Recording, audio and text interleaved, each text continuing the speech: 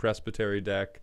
And then we should be able to get through all of the backlog today, save for Elikmans. I doubt we will be able to finish every part of the Age of Sigmar set, but we should. I have no idea. I am not counting. I am going off of how far down in the review thread am I able to scroll. What's up, Destroyer Softy? How you doing?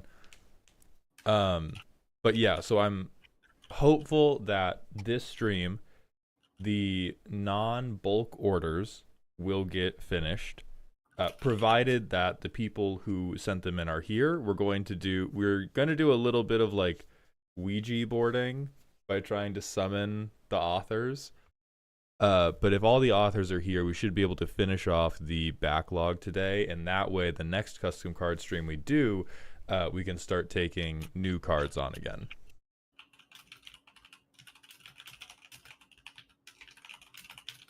Darth Pius, thank you for the 18th month at tier 1, my friend. Welcome back to the dog home. And Destroyer Softy, thank you for the tier 1 sub. Welcome to the dog home, my friend. Very happy to have you. Yeah, we're doing for the first 2 minutes of my stream, Maldi, you were just like completely muted. Oh, fucking perfect. Hell yeah. Hell yeah. Hefty vote. Thanks for the prime sub. Also, are we docked? We're not docked. Let me dock real quick. We're gonna dock. We're gonna hit the manual ad break. Arclight Burb, thanks for the prime sub. You started a scam train. We now have it's a shared scam train, which makes it better. Red Cow, yes. All these cards are still from the original batch. All right, are you hitting the manual ad break button, Elk? I am going to do that right now. Excellent. My friend Caleb just DM'd me. I need to check. Oh, okay. I got a text about my Atlanta flight, and they're like, "Oh, we shifted all of your flights by like 5 hours each." And I said to my friend Caleb, who I'm staying with for Atlanta, airport whipping out its dick and pissing in my mouth. Thank you, I say. Jesus, I thought you said you weren't doing ERP in the DMs. This is not my main. I'm allowed to be as unhinged as I want. Okay, for context, chat. No con. La. I'm just pissed off about Discord's like how many fucking hoops I have to jump through to log into my fucking account. I should be allowed to have like 123 as my password. I don't care. You can hack into my 33 Elk Discord and delete my server. I really do not care. Like I don't do like it doesn't matter to me. I just want to be able to log in 2 seconds. Okay. Yeah. There's so many times where like if I'm making a password for a service that is just so deeply unimportant, like my water bill, and I know you're going to be like, oh, your water bill is important, not in the context, because the provider I sign up with, the only thing you can do with an account is pay your bill. You have no control over, like, you don't get to see deeper personal information. You don't get to, like, shut it off. You can literally just pay the water bill. Exactly, DMC. What are they going to do? Pay my fucking bills? Great. Who cares? I don't need a fucking Pentagon password for that. MTG Freakin'. Thanks for what a name. God bless you, Freakin'. MTG Freakin's a regular. You know who else is a regular in my fucking Twitch chat? It's just a guy named Spampton. Like, he just got that username. Spampton? That's dope as hell. That's awesome. He just has the username Spampton. Or they. I don't know that guy, but... Van Twinblade is asking, thoughts on Tulok's new Magic Red, White, Blue video? I don't know. I do not watch other people's videos. What? Huh? One of my friends is named Tulok the Barbarian, and they are a D&D / variety / etc. creator, and they're getting more into Magic. So presumably they've made something nice. Go them. Yeah, speaking of D&D, I've been trying to get you goddamn creators to give me a time. Yeah, how about you go fuck yourself? You want to know what time I'm free? Your mother. That group chat's a fucking ghost town. I'm like, hey, my busy players, if in the next day or two, Oh my gosh, let's Reading go. Designs, 20 gifted subs. Holy smokes. Thank you, Re-Inked. God bless you. So Bean Beanington, today we are going to be going through a backlog of previous cards. So we may not be able to take new submissions today. At the time when we can, there is going to be a channel point redeem to do it, and there are going to be rates that you can pay on Ko-Fi to get like sets of 5 reviewed. But for right now, we're going through a bunch of cards from a previous custom card stream. Yeah, we have an infinite backlog because of how this was initially set up, where it was a lot more popular than Mald was expecting. So yeah. Oh my God. Which thank you all, but yeah. DMC, oh, that makes me happy to hear about majoring responder. And then we have a rant request from Good Girl Zoria, which I'm only going to honor because, Elk, I want to hear your opinions on it.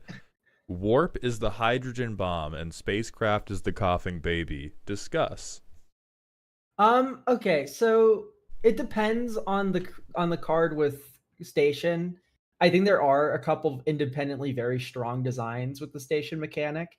But the station mechanic as a whole, of course, you're tapping shit down at sorcery speed. It's not it's that relies more on individual card design. Warp is there's the inflection. Warp is broken no matter what you put it on. That shit is fucked up. That mechanic. Ephemerate. I'm the flicker. Yeah, boy. I knew it. I was like, you're gonna keep 3 copies of Ephemerate fucking inside your breast pocket at all times now. I saw Aspiring Spike's soul leave his body on stream. He was like he was clicking around, look, ooh, new Edge of Eternity spoilers, and then he fucking saw the new Sphinx that's like warp for 1 and a blue draw card, and then it's a 4/6. And then you draw 2 cards if your hand is empty or your right. heck Yeah. If you're heck, and I watched his eyes leave his head, and he's like, "This is the new best draw spell in Modern." Turn 3 Ephemerate. This is insane, right? Yeah. So yeah. It's fucked up. It's fucked up. It's gonna be great.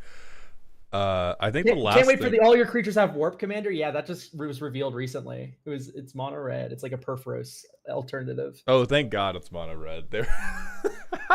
How do we stop all your creatures have warp from being broken? Give it to red. Okay, so the last thing I want to talk about with edging before we move into custom cards, because we do got to get rolling, is what do you think of it for draft?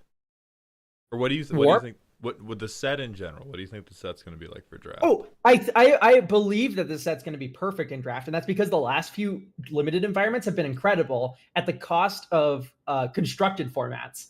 Literally, they do not playtest these fucking. They do not fucking playtest these uncommons for constructed play. They're like, let's push the uncommons into rare territory just because it makes the limited environment more fun. Yeah! And they're right. Yeah! And they're right. And they're right. But we also get like $7 uncommons. I need more shit I can pick up pack 3. What do you mean legacy's starving? What do you mean the modern players are crying? I need chaff in pack 2, baby. An uncommon and a 2-mana fucking otter rule vintage right now. Stock Up and Thundertrap Trainer are the best card advantage engines in vintage right now. That's so fucking funny. Oh my God. Speaking of consult the star charts, we're 2 for 2 on just getting like the best blue draw spells ever. That just went into my little folder of like, do you have a commander deck? Do you have blue? You have these 2 cards. If you don't, you fucked it somehow. I'm sorry. Impulse, but you can kick it to get a second card is very good. Okay, then with no further ado, let's get into doing the custom cards. So we're going to be opening with the end of the Wandering Presbytery. One of these is edited, Elk, so down at like the bottom there should be, I'll go find it real quick. Oh, thank God. They edited one of the cards. I'm sure they'll fix everything. It's going to say, well, I mean, we need I'm just going to preemptively put these in the Hall of Shame, and we can read them from the Hall of Shame later and maybe move them out. Where is this Hall of Shame? It's on the PowerPoint. Have I not? You've never linked me to the I've PowerPoint. never linked Hold on, everybody. Hold on, everybody. Hold on, everybody. I didn't even know there was a PowerPoint. Yeah, there's been a PowerPoint. I've been on this whole. It's very bare. We're gonna save that. I'm gonna move this off screen so that other people can't. Oh, Google Slides sign in. I love my life. Here, I've sent you a sharing link that should allow you to edit it. Beautiful. There we go. And now you're on the PowerPoint. Leighton Scar, what are your thoughts on Banula Grand Squall? I also love large women. Shout out you, my guy. Okay. I've taken the 2 additional cards. I'm going back into the thread. And now we're going to open on parts 5 and 6 of the Wandering Presbytery. It is so difficult to get back to the top. Thank you all for making this stream such a success.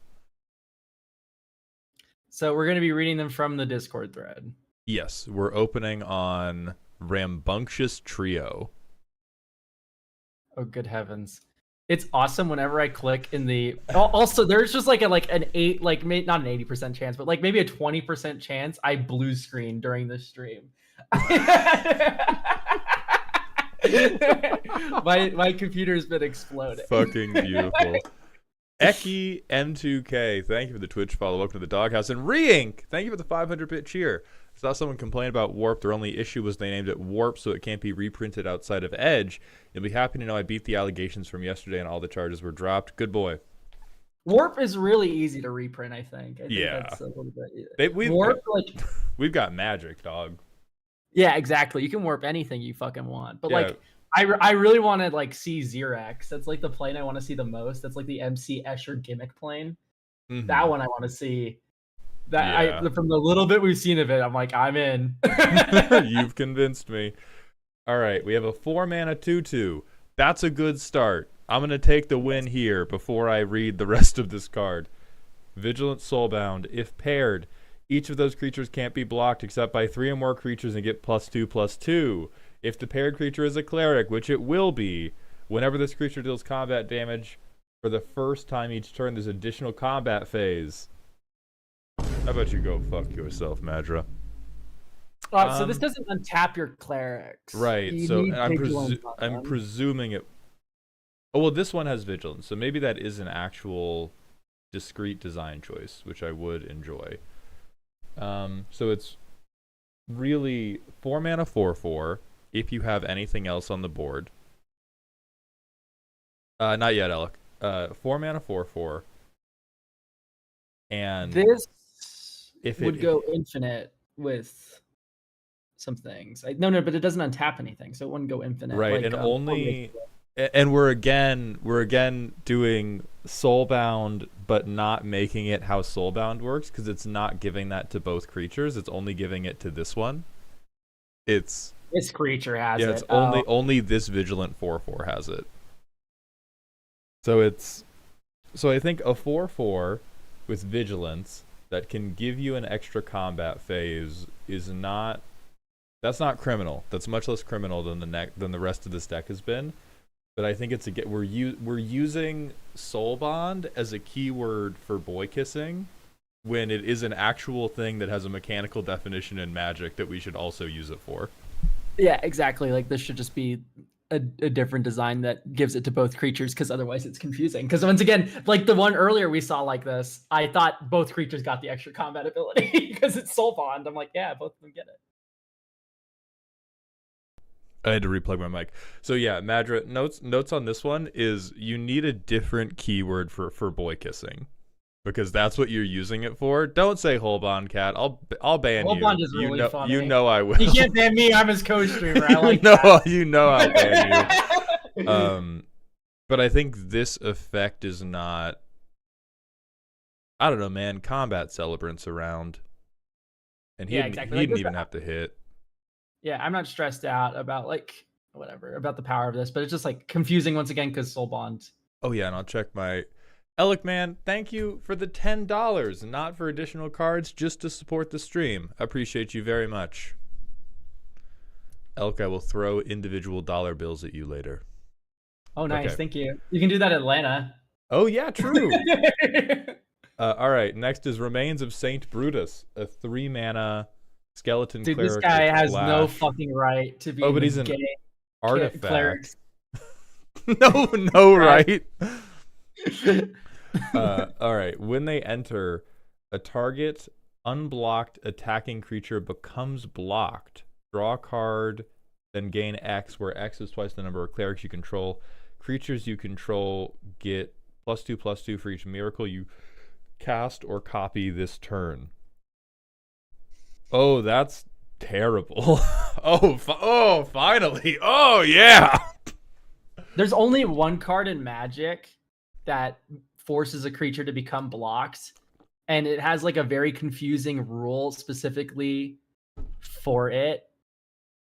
Like it makes a 0/0 that's blocking it, and then it's like now it's blocked by that 0/0, and the 0/0 instantly goes away, but it doesn't trigger any death triggers or leaves the battlefield things. It's really weird. Yeah, so Stormblast, you are correct that the only thing that could make this second line of text work is all of the fucked up miracle spells that go copy this for each opponent with an empty graveyard, because everybody has an empty graveyard at all times, because half of this deck is Rest in Peace in a trench coat. But that's fucking, my god. Yeah, that's terrible. I'll allow it.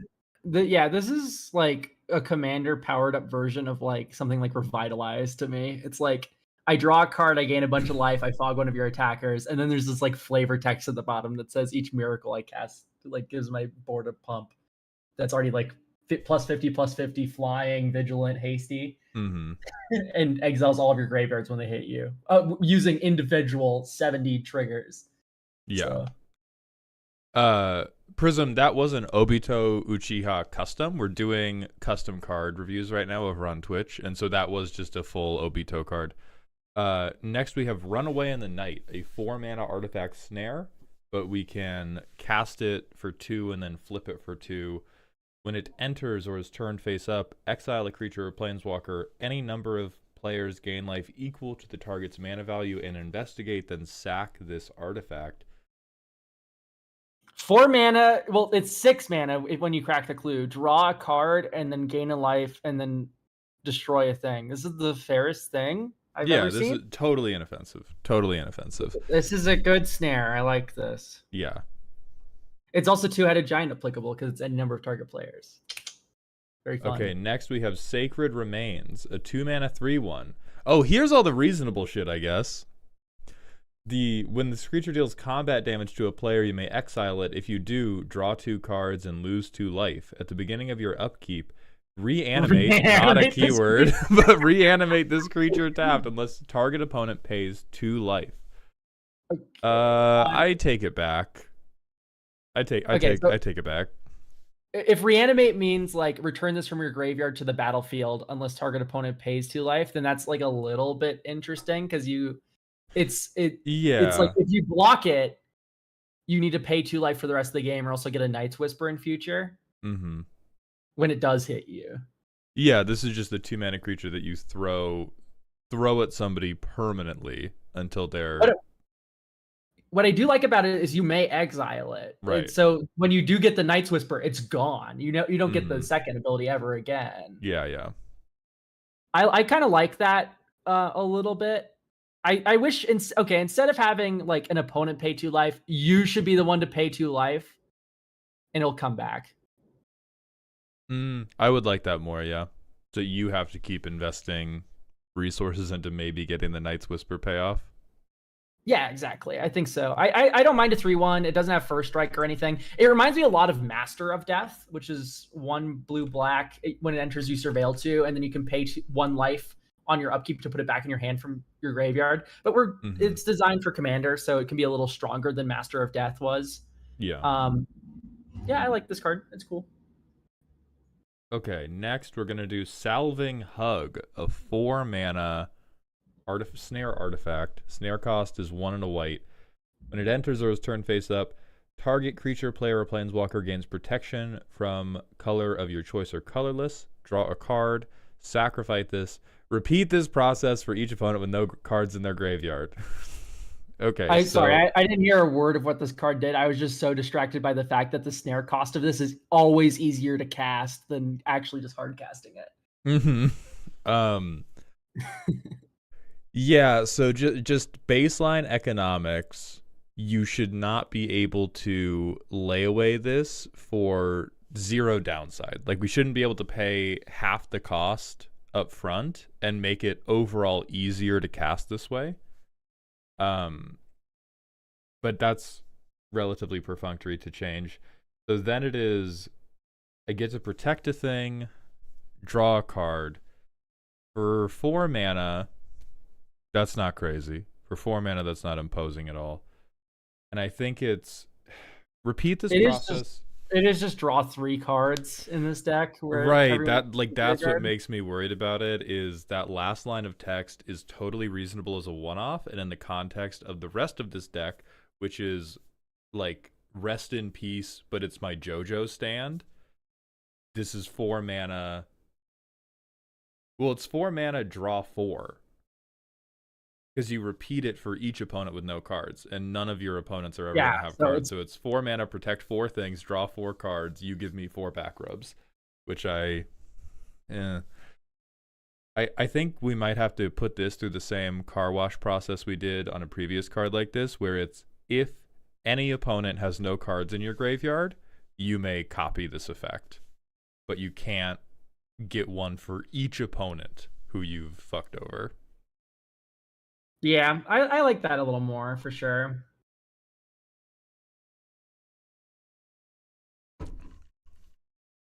All right, next.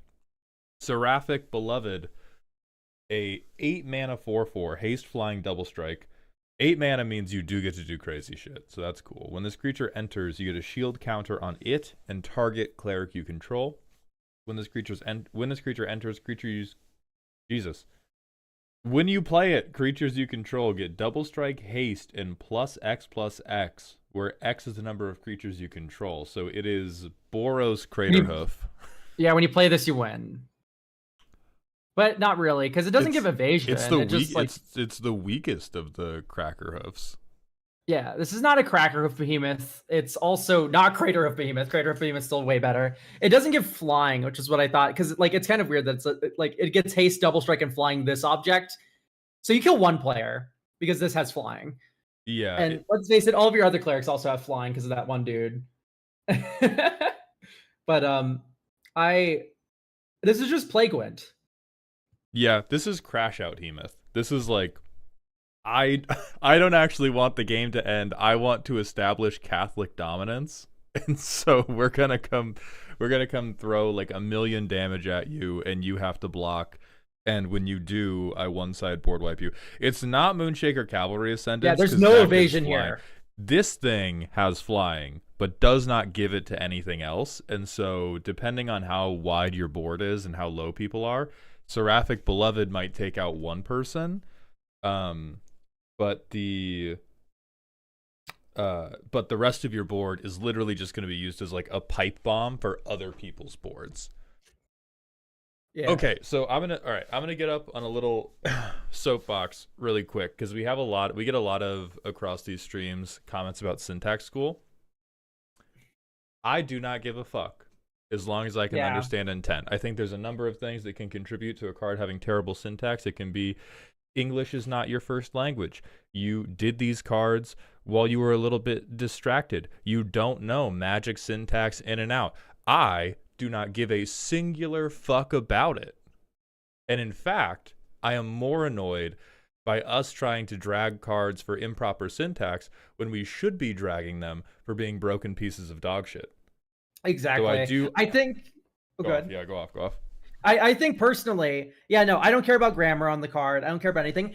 I do care about syntax if it's impossible in Magic syntax. That's the only thing I care about.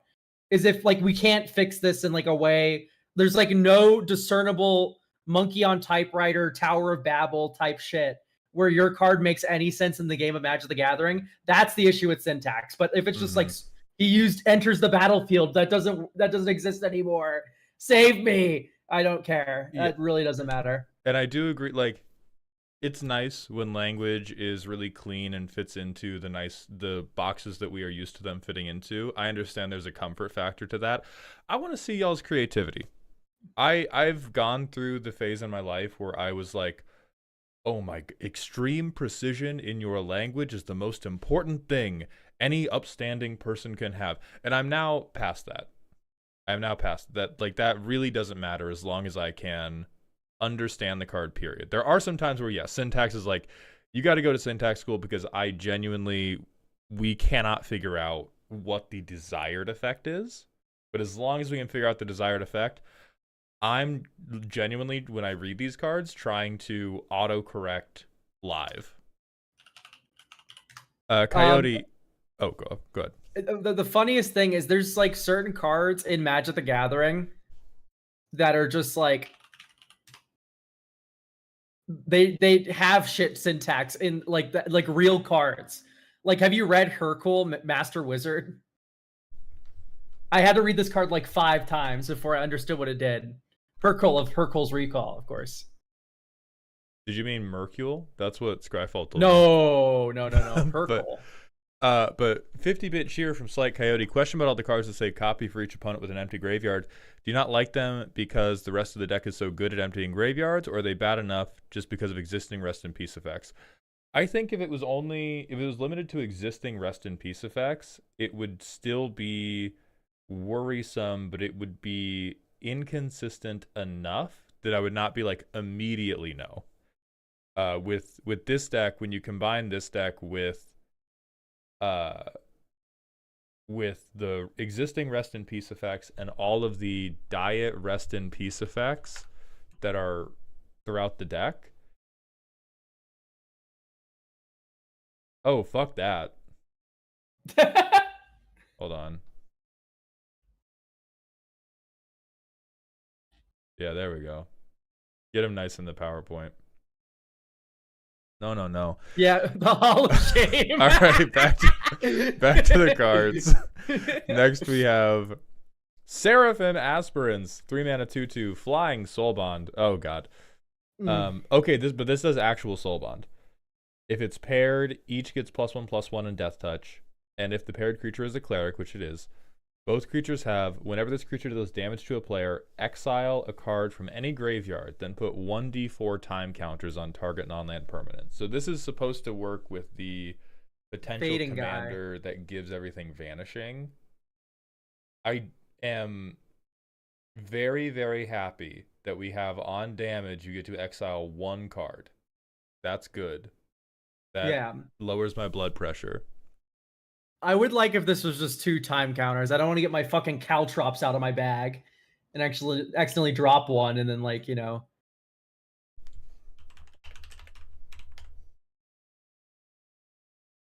Like, why do we have to equip the thieves objects? 1d4 time counters. Yeah. Fucking caltrops coming out and rolling them across the table. Yeah, Is something exploding over there? I do agree. I'm looking at chat. I do agree that the card putting time counters on things while having no relevant time counter payoff is strange, because then it becomes like day-night-esque, almost day-night-esque, but I have no werewolves. Yeah. That is true. Like, what if you're just running this for the death touch? It's like, I think this is fine though. I think it's a fine card. Yeah. Good job. Next, Shooter Priest. A 1-mana 1/1. On attack, exile target card from defending player's graveyard. If you don't, deal 1 damage to any target. That's low-key, like, really, really good. Yeah, I don't know if you can print this. This is, like, kind of too strong. Yeah, well, I'm certain that Madra does not have an appreciation for the delicate blocking balance of 1v1 formats, and therefore we cannot hold them to the expectation of why this gets fucked up so quickly. Put it on the pile. Is that really a red effect? It is. Yeah. Well, exiling from graveyards isn't a red effect in my opinion, but pinging anything for 1 on a 1/1 is ridiculously stupid. Literally just look at Seraphim Aspirants, the earlier card that gives Death Touch. And now you have a 1/1 Death Touch with haste that when it attacks, it Doomblades any creature. Yeah, it's... And until then, it's Llanowar Elf cleanup detail, like Eric Baum said. Yeah, God. That would be so funny if... It would be so fucking funny if mono red CEDH decks tried to use this as like dork cleanup. And they would not be right to do it. Somebody would try. somebody would cause a like Timna Thras player to fucking explode by playing this in their Godo deck. Esper Sentinel gone. This is the Esper Sentinel sweeper though. Yeah. And then this is just another thing on the pile of like everybody's always gonna have an empty graveyard all game, which makes me more worried about the things that let you copy. But we can move on to I'm gonna Hall of Shame this. I think you have designed something. That one's fucked up. That one's fucked up. This is a vintage cube playable card. Yeah, definitely beyond your intent. This one is fucked up. Why is this a real woman? That's just a photo of a woman. That's just... It's been... No, it's Sister Enya Saka. Shut up, Alex. Whenever Sister Enya Saka attacks, she deals damage. Oh no! Fuck that! Don't let the Voltron players get that. Whoa! Do not print this card. Okay, all your red shit is straight into the Hall of Shame, Madra. I need to point out Glorybringer for those that don't understand. This was in Vintage Cube. I don't know if it is anymore, but it was in Vintage Cube for the longest time, and it was one of the most broken 5-drops you can have in a fair matchup. Just like I attack with a 5-mana 4/4 Haster, and it deals 4 damage to a creature you control, non-dragon creature you control, and you have to exert it to do that. And this one is you have to have something with 7 toughness to block this, because otherwise she shoots your blocker and then first strikes it. Les-based, you don't need this. You think you do. What you need is card draw and a fucking mana ramp package that doesn't include Jeweled Lotus. Get out of here.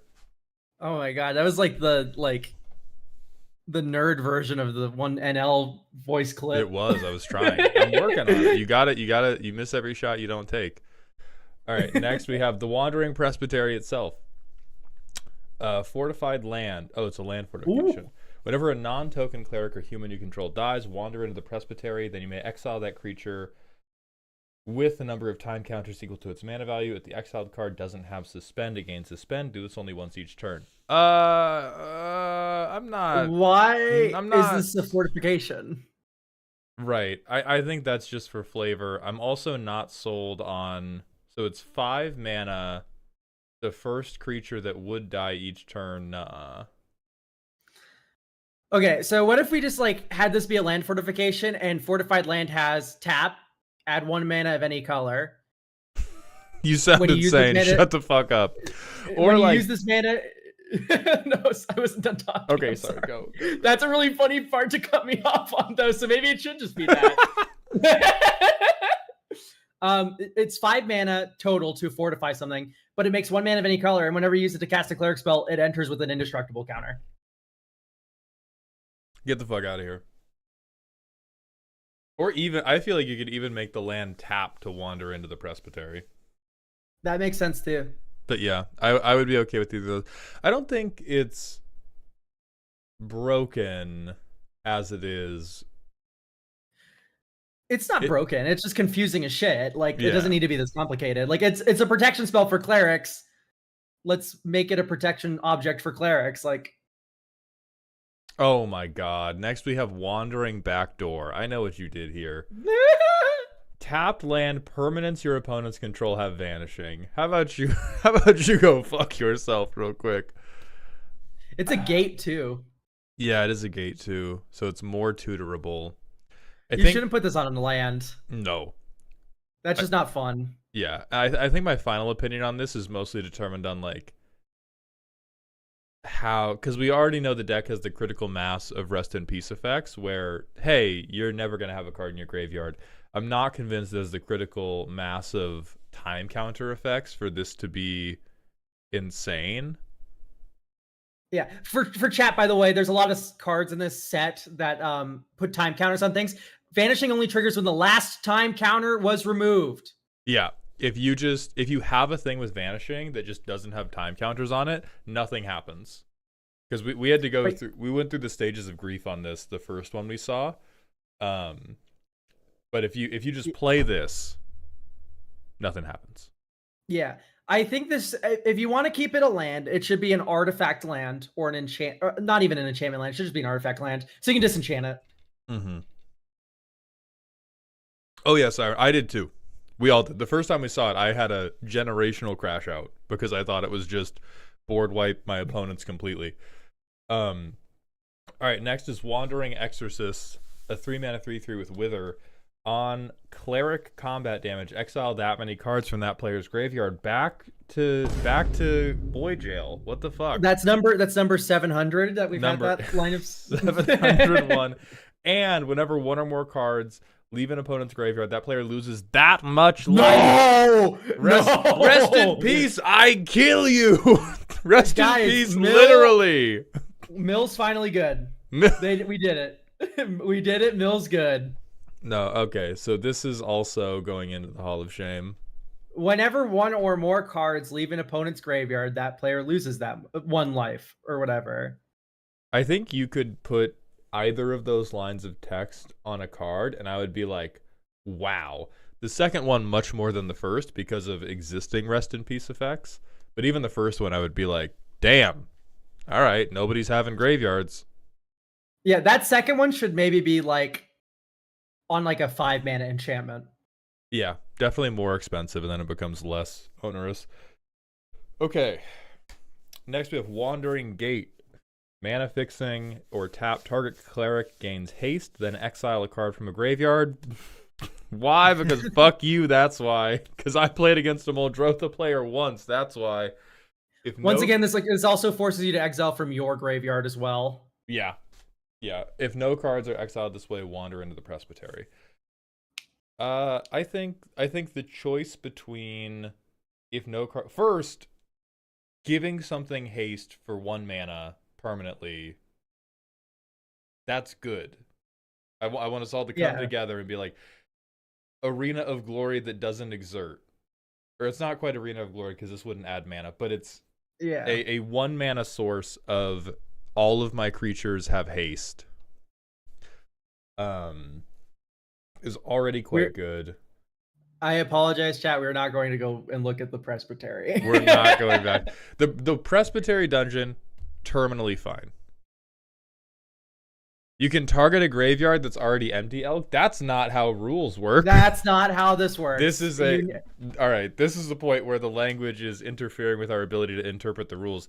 If it's exile a card from target graveyard, target player's graveyard. Yeah, that is how that needs to be worded for it to work like that. Yeah. This one is just like it's like look at all graveyards, pick a card that's in a graveyard. That's what this is saying. Because the way you've worded this is a way in the rules that does already work, and we'll just go, is there any card in any graveyard? It's gone. Oh, also, yeah, no, Agurthi Poro brings up a very good point. It would be cool if these were all like Relic of Progenitus style effects, where the defending player chose a card and exiled it from their graveyard. That would be much more fair, too. Because then you don't just immediately fuck the Golgari player. Like, anybody on Reanimator, they just turn inside out the moment they see a single card from this deck. But if it's you choose, then it's kind of a race. Then it's actually an interesting push and pull. All right, we're going to move to Gojo Satoru. No, he's very old. The Wandering Presbytery's Janitors. 3 mana 2/2 with Bushido 2 and Training. We're not going to explain those keywords. They don't matter. Whenever a non-token creature enters under an opponent's control, if it wasn't cast, exile it. So this is just Containment Priest, but it can fight good, or it can This is fight Containment okay. Priest without the gotcha flash keyword. Yeah, this is fun. I think So that's basically, cool. it just means you can't reanimate anything. No one's gonna do anything into this. Yeah, it actually means I hate Reanimator players, but I don't hate Muldrotha because Muldrotha's casting from the graveyard. Triple white's really hard to do in a Mardu precon, by the way. So if you're planning Mhm. on doing like an entire deck, this is going to be really hard to cast for like, this is just going to be permanently in your hand. Compared to every Yeah. other cleric in this is just sucks. But Mhm. that's fine. I like this power level of card. Yeah, this is, and as chat's mentioning, they still get ETBs. This is the type of graveyard player hate that I'm actually down with because it doesn't just like fold them in half for nothing. All right, there's next Wandering Priest. A 2-mana 1/1 with Vigilance. Prevent the next X damage that would be dealt to any target, where X is number of clerics you control. This exists in a weaker state or in a stronger state on a 5-drop. So this being on a 2-drop that taps is way better. Like Yeah. or like that is it's fine rather. Great job. Yeah. I fuck with that. And then okay, the next one is one of the ones that I preemptively put in the Hall of Shame because it is one of the newer cards. It's Wandering Stairway. So this is a gate land, not the fortification one. Enters tapped. When this land enters, exile somebody's graveyard. When this land enters, bounce a land. At the beginning of your upkeep, the player with the most cards in their graveyard gains control of this land. Okay. I'm going to say this with love in my heart, Madra. This would be interesting if 80 other cards in this deck were not Rest in Peace with a gun. That would be a cool tug of war if I was not so convinced that you are the only player that would ever have cards in their graveyard. Sorry, I love you choose a witch player if tied. That made my day. I like that a lot. We're really close to good here, I think. Having a bounce land with and then you stapled Rest in Peace to it as well because fuck the graveyard players. I am less happy thinking about you just play this and then bounce it, and then by the third time you play it, you auto win. And so that we're so close. We're so close to this being an interesting thing. It just can't Bojuka Bog by itself. And then the rest of the deck can't fucking Bojuka Bog incidentally. Then the changing control thing would be cool. Yeah, so the ability here at the beginning of your upkeep, you can tap it right away, but it doesn't matter because it's only your upkeep. This is like kind of weird for like a control changing card. There's a few cards that change control. I would recommend looking at those to like figure out a better way to swap this around. Even then, it's like Bojuka Bog and Mono White's really good. If you do that, you don't progress your mana count. Right, but you've fully exiled somebody else's graveyard if you bounce this land. Like if I am fine skipping a land drop to Bojuka Bog somebody when like 15 other cards in this deck say if somebody has an empty graveyard, I get to draw 13 cards and all my creatures have +5/+5, and I am the prettiest boy, girl, or non-binary person at the school dance. Like that's what is. That's what's getting me. And then like God forbid there is a Rest in Peace. You getting to choose which player is tied means like if there's an actual Rest in Peace effect, you just keep it forever. I'm keeping this in Hall of Shame. All right. And then we have When We're Together.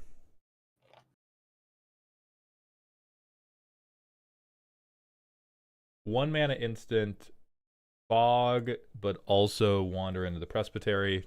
Big Spaghetti. Thanks for the prime. Also, this card's very, very, very fucking good. I put Bushwack in basically every mono green deck. And this one will go in basically every mono white deck I build. No, not even every mono white deck. It'll go in every white deck I build. Why? It's a fog when you need it to be a fog. And even without any other Presbytery cards, it land cycles. Search your library for a basic land card, reveal it, put in your hand, then shuffle. You gain 2 life. That's the first mode of the Wander. So this is a tap land. This is an MDFC. Yeah. Because so keep that in mind. This is 1 mana land cycling, basic land cycling. And it's also a fog. Yeah. We've already power crept fog. That's not the issue. The question is, like, do you want that?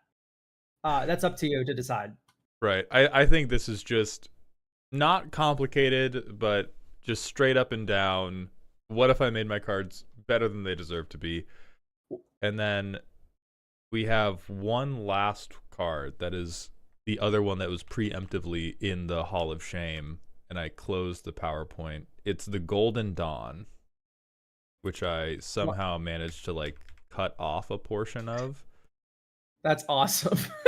I can still read it. Shut up. Creatures you control get +2/+2. When this enters, creatures you control get hexproof and indestructible until end of turn. Whenever one or more cards leave a graveyard, if there are no other cards in that graveyard, draw a card.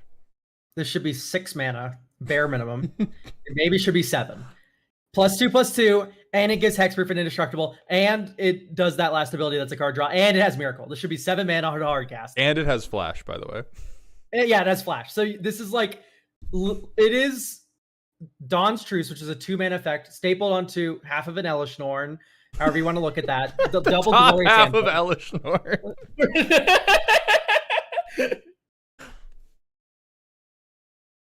Yeah, this should be like 7 mana hard cast, maybe Miracle, 1 white, like, or just make it be Mardu. Like, yeah.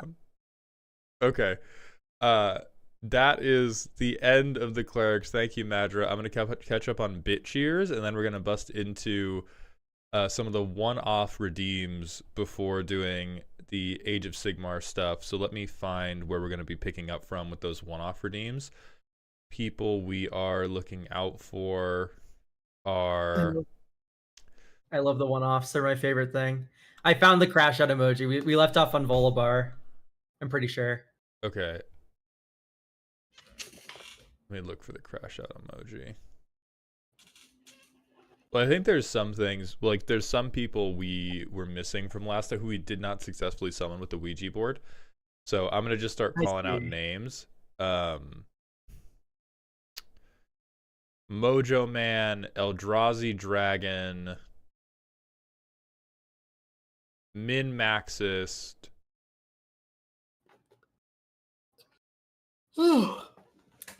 And then Thronglar. Then if any of those names are here. No. Okay. Then I think we have... Well, I actually think we're doing Hellcat's tank card, and I know Hellcat's here. Oh, sounds good. So I'm going to open this link up. This is... I'm going to send this link to you. You're just going to... Instant Hall of Shame behavior, quite frankly. Instant.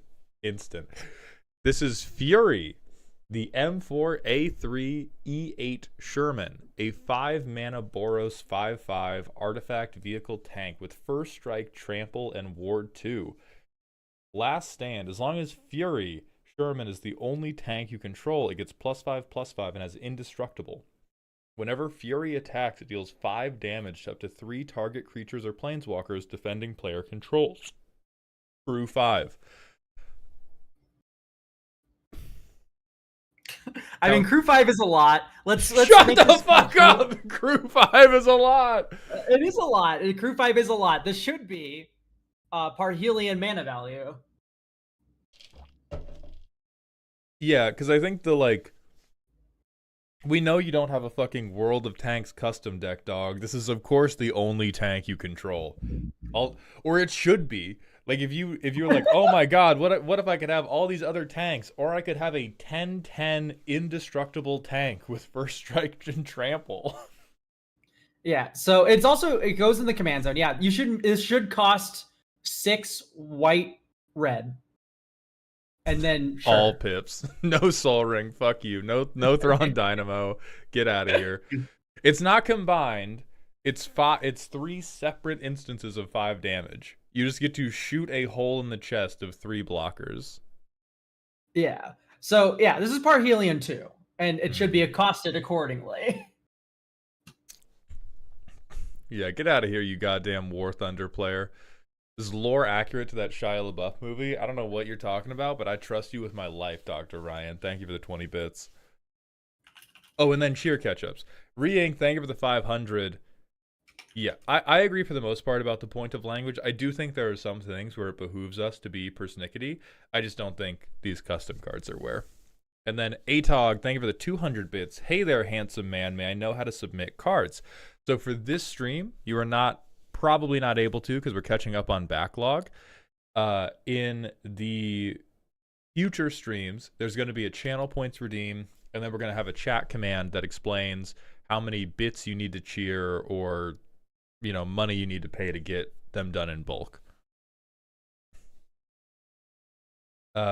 Great flavor text. Get the fuck out of here, Hellcat.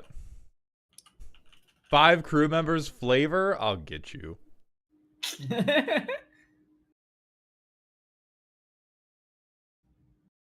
All right, and then we have Gorbash Goon at Arms. Mm-hmm. They have submitted Waffle House. Oh, I'm excited. This is I ate at a Waffle House for the first time the other day. How was By the other it? day, meaning like last month.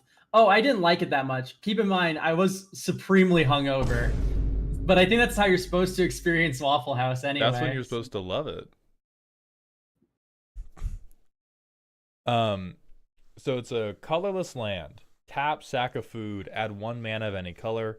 Exert Waffle House until end of turn. Target creature you control gets +X/+0 and gains. Whenever this creature is dealt damage, it fights target creature you don't control, where X is the number of food you control. Then it fights something you don't control. And where is this? I have not been linked to this. I'm scared. Oh, it's a 1:27 p.m. message. It's right above Age of Sigmar Part 2. Oh. Okay, so lore accurate fighting. I see. But on a land, my thing becomes Apex Altasaur. Whatever I want becomes Apex Altasaur.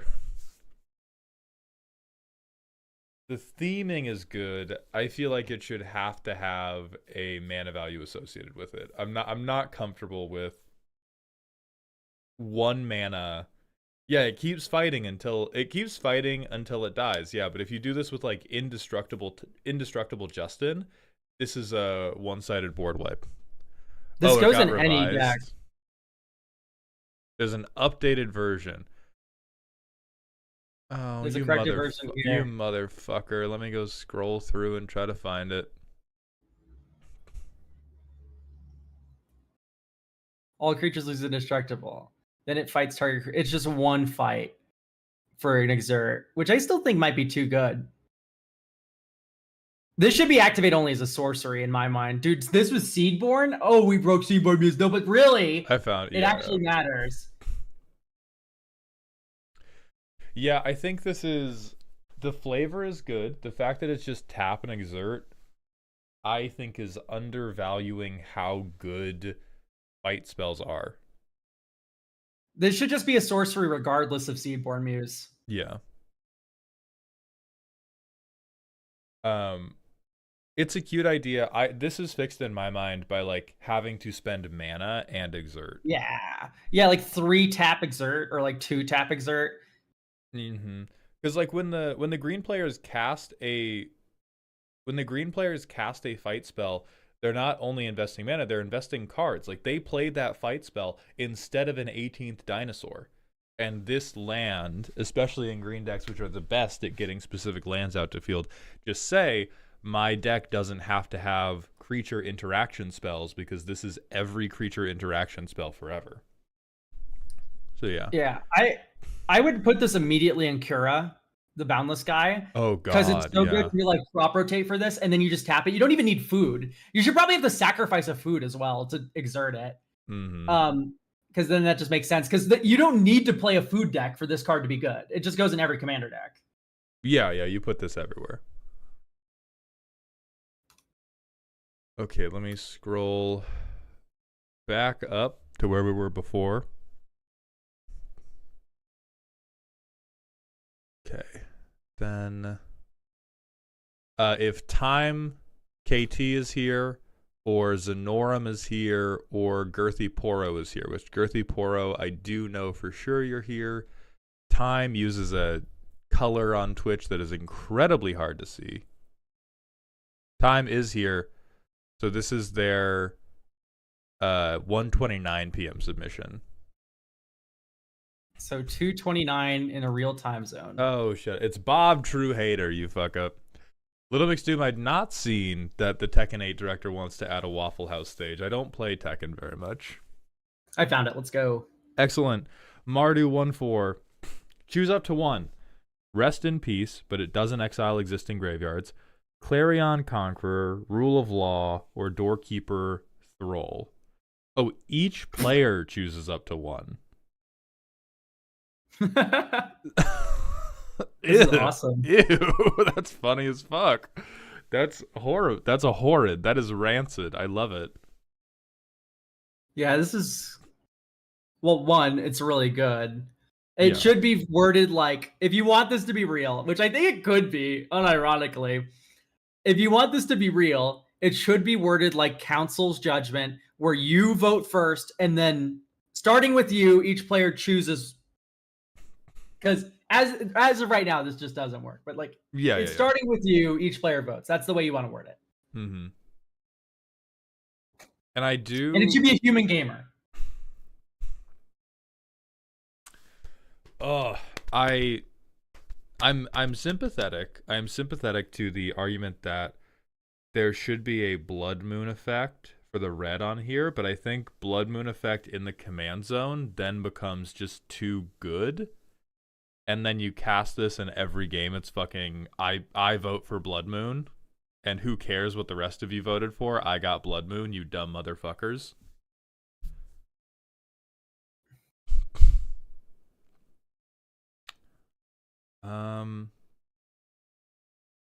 But yeah, I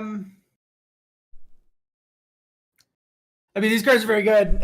In fact, this probably being a modal spell just for you, like, even if you have to build around the rest of the abilities, is, like, insanely good. Just, like, I have a 4-in-1 Hate Bear. Yeah. And I can modally choose which one it is.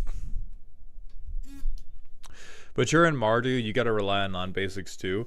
I don't think that is necessarily true. I think you could very easily build this as like a Boros or mono red deck, and then you have a few non-basics to help you cast the commander, and then as soon as you cast the commander, you don't give a fuck and you just do mono red stuff.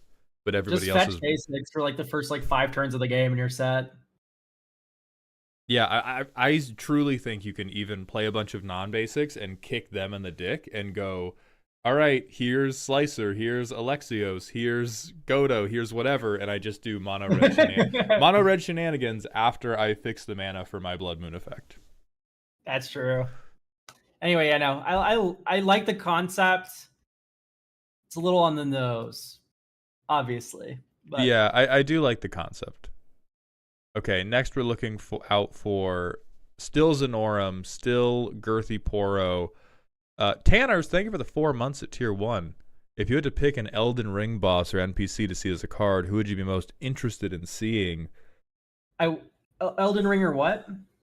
Elden Ring boss or NPC? White Masfare. Oh, he a little bitch though.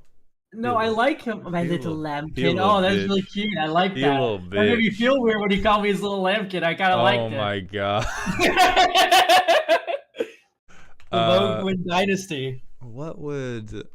The problem is Elden Ring bosses, like, their lore is so surface level, it's difficult to imagine a lot of depth to their character. I saw a really cool custom card for it as well. I forgot where it was from, but it was Mikola. Mm-hmm. And he was a bestow mind control, which is fucking rad. It also gave it lifelink. It was like a 6-mana bestow commander. Damn. It was like that was perfect flavor. I'm like, incredible, good job. you hit the nail on the head there. I think I'd like to see Vike. That would be my pick. Mesmer's cool too. I just like snakes though, so. True. All right, other people we're looking for is Stormblast, Poro, Zenorum. But give us Bloodborne first. Oh yeah, give us Bloodborne. Okay, Stormblast is here. So that is Okami of the Silent Flame, 2:33 p.m. for you in your fake time. Girthy Poro is still here, so we'll do that next. Okami of the Silent Flame, 4 mana Jeskai, hybrid mana for no goddamn reason, 2/4 with flash and flying. Instants get spliced onto the arcane X, where X is its mana value. I have never understood this effect, and I'm not going to start now. When you cast a spirit or arcane spell, make a 1/1 with flying and scry 2. Kamigawa spirits are not flying. Bang, bang, bang, bang, bang. I think unfortunately this is a design you want to be interesting and play into arcane, and it's not going to. What it's going to play into is Jeskai Storm, because all my instants have splice onto the arcane. I Orum's chant you every single turn with an instant speed arcane spell. My silence effect has splice onto arcane 1. I cast the fog arcane spell and I splice silence onto it. You cannot attack me, and you also are and you also have silence on you. Okay, next player. On your upkeep, I silence you and you fog you. On your next player's upkeep, I silence you and fog you. So it's like, yeah, no, you back to the drawing board, pal. Also, this goes like infinite turns. Not quite. Yeah, you don't get to buy back the original fog every time, but you get to this with extra turns then. Yeah, with extra turns then, chat. So I am not a huge fan. I think this is one of those, we're reaching for something cool, but the things we're giving it make the optimal thing to do very, very boring, unfortunately. Next we have, and then Madra, listen, anything you want to submit, we'll look at when the new submissions open. I'm sure it's equally fucked up to the clerics. Next we're going up to Poro said they were here, right? Yeah. Poro said they were here. They have sent in Nathiator 3 Altruist King, a 6 mana 1/8. Sack a treasure to make something indestructible. Whenever this creature attacks, put a 1/1 counter on other creatures you control. In honor of that one time, this Mad Lab dropped 50 subs. I mean, that's awesome. First things first, 50 subs is crazy. I think this card's like kind of fine. Oh, it's quite fine. Just mono white is not, can make treasures, not great at it. 6 mana for a slower Cathar's Crusade. Fair as fuck. Fair as fuck. Yeah, I rock with this. Yeah, that's good. It is a little bit of a Mother of Runes situation where you are immune to removal because you're going to sack a treasure in response to a kill spell. Oh yeah, as long as maybe it should be. Yeah, that's a little tough, but yeah, it's still 6 mana. It's 6 mana mono white. Somebody else will Swords to Plowshares you. Okay, next we're looking for Torg. Oh, it's still, we have more from a Girthy Poro, never mind. They have more a little bit further down. And then they do have art sources linked with them. Thank you for that. We have, first up, Celebrated Guardian, a 7 mana 3/7 with flying and vigilance. When it enters, your life total becomes equal to your starting life total. Want to say but it's 7 mana, so like you kind of have to cheat.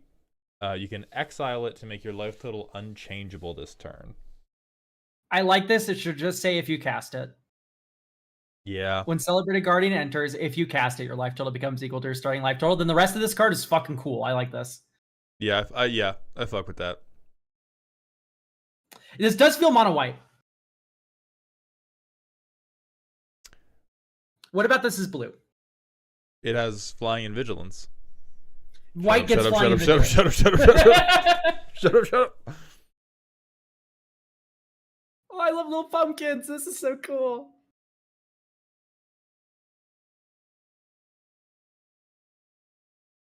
Oh, this is apparently the effect of Resolute Archangel already. Which is a white blue card? Mono white card. Yeah. But yeah, I like to think it's different than Resolute Archangel, though. Well, Resolute Archangel was printed in 2015, so you're allowed to add another ability to it. Yeah. This one has an extra ability, though, chat. Like, Resolute Archangel. Oh yeah, but that exile clause doesn't matter. I still don't like. I'm just glad the mono white players, the flicker players, don't know about this bitch yet. Well, now I do, so. Shut your fuck up. Next we have Gluttonous Composter. This is the source of my I love little pumpkins comment. This guy's a cool little pumpkin guy. 2 mana 1/3, exile a creature card from your graveyard to exile something else. Activate only once each turn. See, this is the type of graveyard hate that's like, hell yeah. Hell yeah, fuck the graveyard players, but you gotta do something. Yeah, I like this card. It's very good with Insidious Roots. Oh, that's true. Because you can exile a card from your graveyard and then exile a card from your graveyard, a creature card both times. This is 2 Insidious Roots triggers per turn. Very strong. I like it, though. It's cool. Yeah. Okay, next. This is not slightly worse Scavenging Ooze. This is better for a variety of purposes. Next we have Pastoral Bully, a 5 mana 3/3. Blow up 1 power creatures. Bully the little guys. For each thing you destroy, you get a 1/1 counter on the bully and you gain 1 life. Yeah, so, the lion does not concern itself with the token players. Or I guess it does, but only to eat them.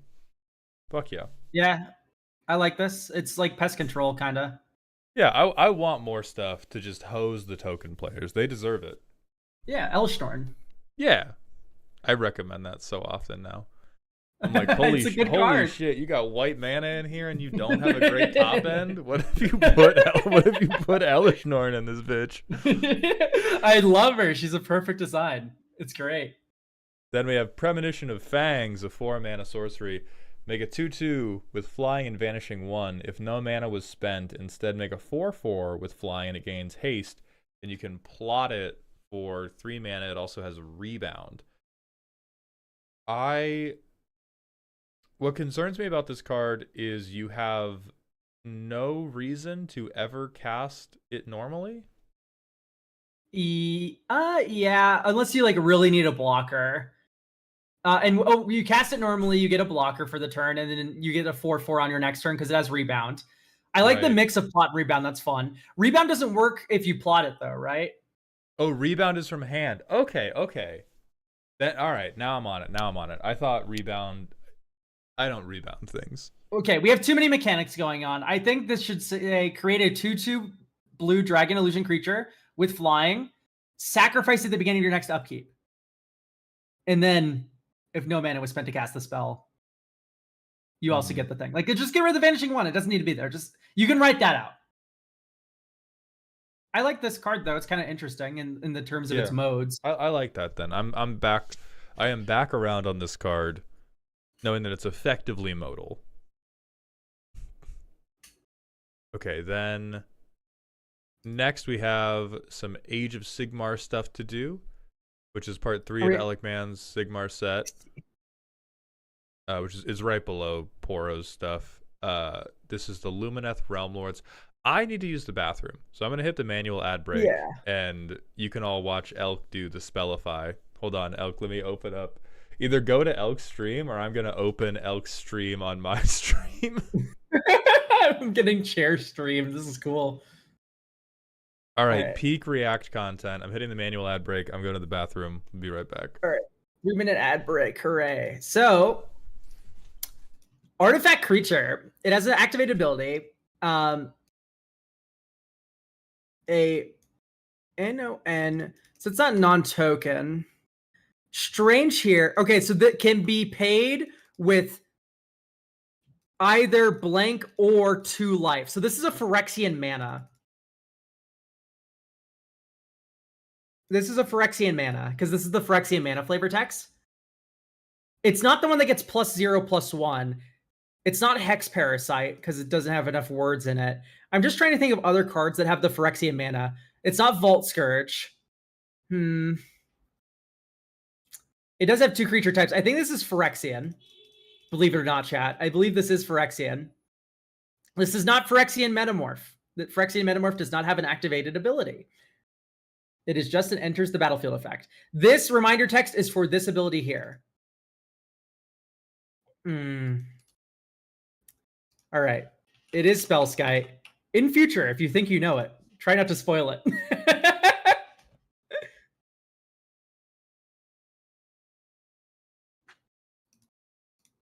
That's okay. That was a rule that I did not clarify before doing this. Create 2 blank blank WH white or black something creature tokens with an ability.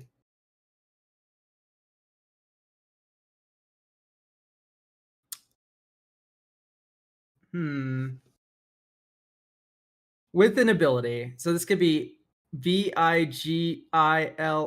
Nope. No, you're allowed to make educated guesses, but if you realize that your educated guess lines up perfectly with what the card is, maybe don't type in the chat. MENACE, so it could be menace.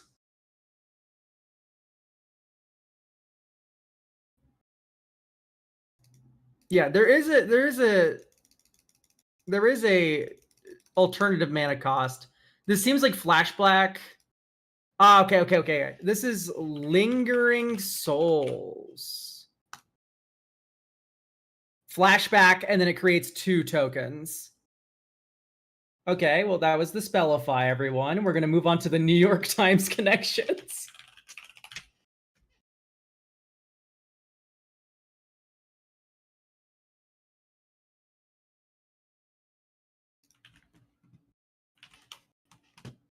Connections time.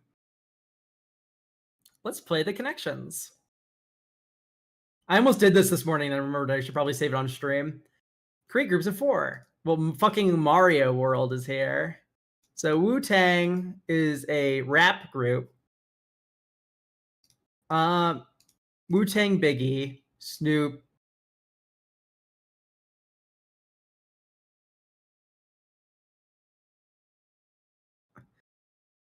It feels like there's too many acts here.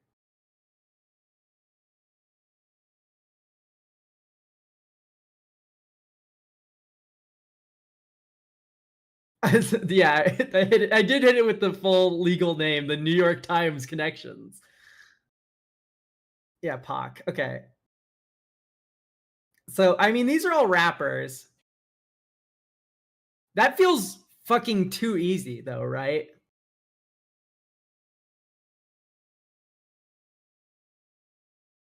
There's no way. Yeah, exactly. Okay.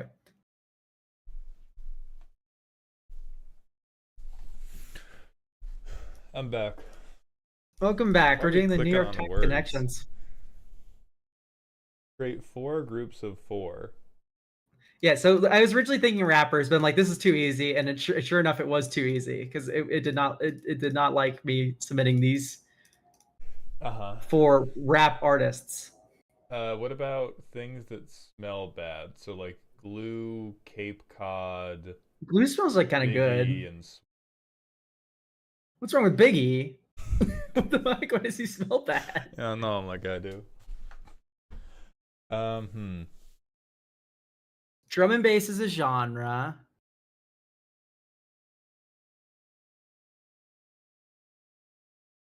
Oh, Snoop, Pry. Oh, Snoop, Pry, Poke, Nose Around. Nose Around. Yeah, that's it.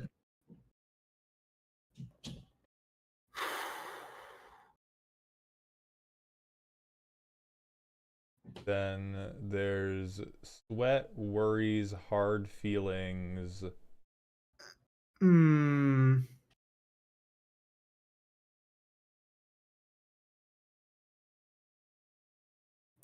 Glue.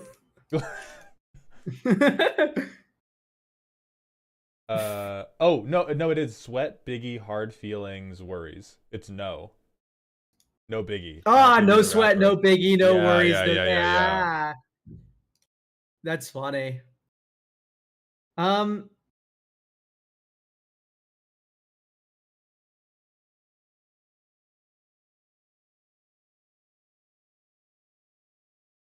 Glue. No glue. No glue. Oh, then it's super. So it's Super Mario World, Super Glue, Super Super pow. Power, Super Pack. Nice. I would have never gone super pack. All right, let's see what the purple is. Ending with fish. Oh, don't create a free account. Fuck you, New York Times. I'm never making an account. Admire puzzle. What a button! I love that name. Admire puzzle. I will admire the puzzle, New York Times. Ending with fish. I That's see. fucking beautiful. Okay. We're getting out of there. We're going back to the custom cards. Dog, he didn't even full screen elk. You're goddamn right I didn't. You're goddamn right. Little Mix Doom. Yes, you did. I'm going vertically down in the thread. So if we've gone past yours, we'll go back up for them. But like, hey, you did, and so did a lot of motherfuckers. So did a lot.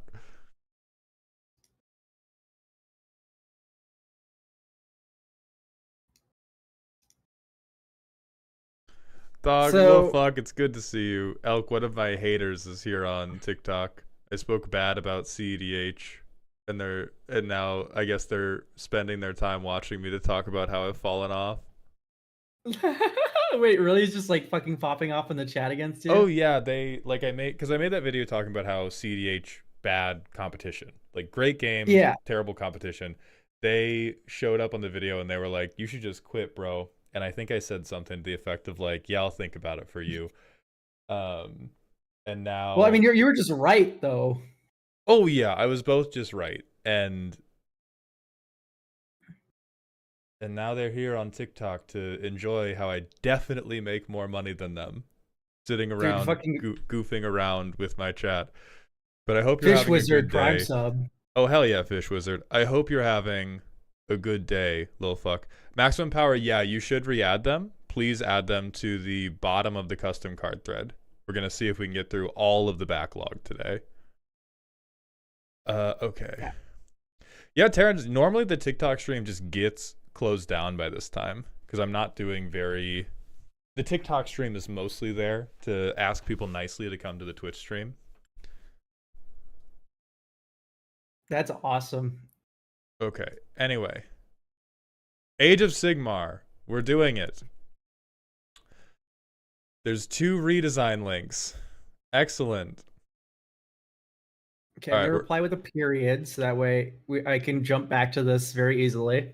Oh, you're so smart. Okay, so this is about. Oh, at first shuffling keyword count is around, so now it's counter diversity matters. Okay, so like a little bit of the Streets of New Capenna pre-con. That's what I'm Okay. expecting to see. All right, let's see this shit. Venari, Aurelon Warden. Are we looking at the redesign links or are Yeah, we I'm going to the redesign links. 1 or 1.5? 1. Okay. All right. So Venari, Aurelon Warden, 2 mana with squad 2 or squad 3 mana is creature enters with a first strike counter on it, and it's a 2/1. 2/1 first strike is pretty strong at common. Right. I will it might be fine. Yeah. It depends on what the rest of the limited environment looks like, but you got to be very careful with commons with first strike. Mm-hmm. And I do, but But this is again if everybody has first strike, nobody has it. Everything else we've seen on this set is like every single person in this Age of Sigmar set is an MMA fighter who's doing the fake glove touch and then trying to sucker punch you. And so this is presumably less breaking the combat environment and more now every single thing has to have first strike or it's useless as a creature. This is a very strong common. The squad makes it so. And that's just something you have to be aware of. You're allowed to print very strong commons, but this is a very strong common. Yeah. It's fine. Squad's broken. This is never a dead top deck. This is up there with like Intrepid Adversary as like a card that's like, you are always happy to see it. You are always happy to see it. You never, ever feel bad about drawing this card. Yeah. Yeah, Alec, if you're cutting first strike from a lot of other stuff, dope. Otherwise, we can move on to Venari the Sentinel, which is a 2-mana 2/2 with squad 2, enters with a reach counter on it. Blue does not get this. This should be a green card. Blue can go fuck itself. Kydro, the rest of the stuff in this faction, like this shard, is caring about having counter diversity. Yeah, exactly. Yeah, this should be 1 in a green, and you can squat it for 1 in a green, and it enters with a reach counter on it. And looking at the next card, green is within this color combo's wheelhouse. Yeah.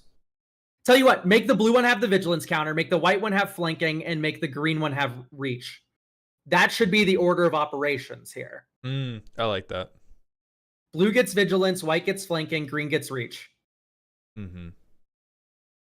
It's an archer. Archers have reach. Fucking got you, Elk. You dumb son. Yeah, great news. Blue doesn't have reach. Right. And green has all the archers. Historically, right? Like, they're always the ones who have the He's a sentinel. Bows. Sentinels are vigilant. I don't, like, who cares? Nylea's a 50-foot tall woman with a bow and arrow. She doesn't get reach. Oh, but she can reach. Don't worry. BM Shooter, by the way, thank you for being a member of this community while you could spend time with us. Blue doesn't get vigilance. You're getting basic pinned. Training. Shut the fuck up about vigilance. But we did. Blue doesn't get vigilance.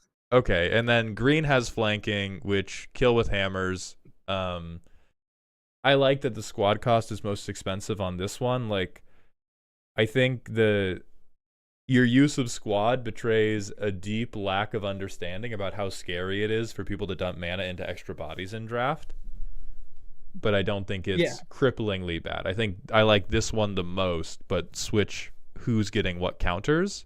And I think from there we can just move to the multicolored ones.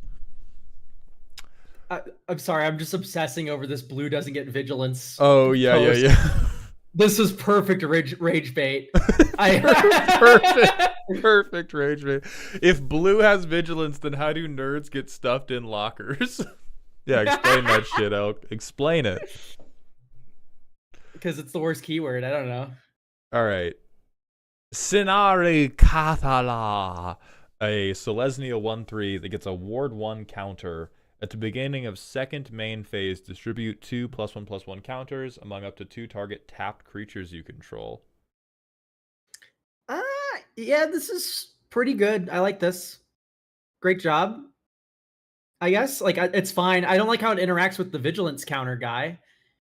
True. But... Well, blue doesn't get to be strong. There we go. What this makes me worried...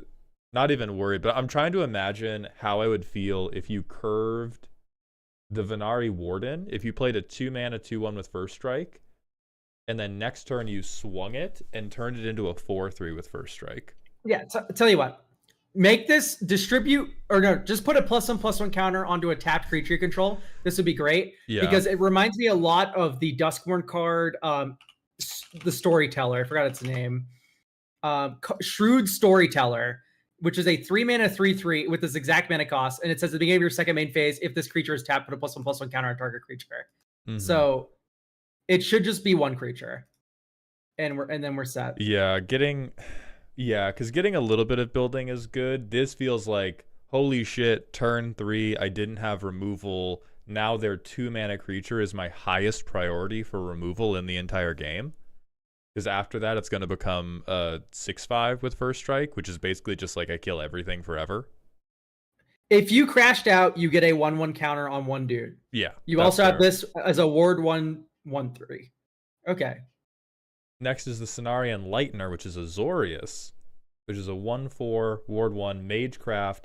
When you cast or copy, pay 1. If you do, you may move a counter from one permanent onto another permanent. That seems fine. Yeah, this is fun. I like this. I like Good that. job. Yeah, this is a good use of trying to shell game counters. I also like this card that doesn't need to be in the Warhammer set for it to be a good design, because you can just play this and then pay 1 to move the ward 1 counter to something else, which is silly. I like that. This will become criminal quickly in a Bant commander deck with proliferating ward 1 counters. But I don't think it's so crazy that we have to send you to design prison over it. Ward 1 counters are very funny with proliferate, says Arcus Diabolus. Yeah, you'd have multiple ward 1 triggers. That's kind of funny. I think that's fine though. Yeah, I don't think it's breaking the game. Then we have Cenari Caligrave, the Simic one, ward 1, where you can tap, choose a counter on target permanent you control, put a counter of that kind on another permanent you control. Yeah, this is just fine, I think. I like that. I like that you can't just use it to, again, stack one guy to high heaven and, like, oh, I turn my 2-mana creature into fucking Kratos from hit game Call of Duty. So I like that. This reminds me a lot of, there's a 2-mana Thrumming Bird variant that does this exact thing on combat damage. And this being 3 mana, it comes with the counter you can move around on. Like, yeah, that's fine. Yeah, okay, so even here, I'd like to say, Alec, tremendous job redesigning these to be more simple and still do the things you want. This is a very, very good, very, very good in relation to the amount of complication that we saw in the last faction. Then we have Cenari Lore Seeker, a Bant rare. It's a 2/3, enters with ward 1 and 2 exalted counters. Whenever this creature attacks alone, untap any number of other tapped creatures you control. If you do, it gains flying until end of turn. With the whole like Catheril text, for it gains the keyword of the things you untap. Okay, so are you like convoking? We're reverse convoking, actually. You're meant to, you swing your entire board out. This guy untaps your entire board, and he gains all of their keywords. Yeah, it's a lot more just like, how are we tapping the rest of our board without attacking with them? Right, and I think we do have to, yeah. I think we're not, and I think it's, you choose between, I get the Exalted, or I get all of the keywords.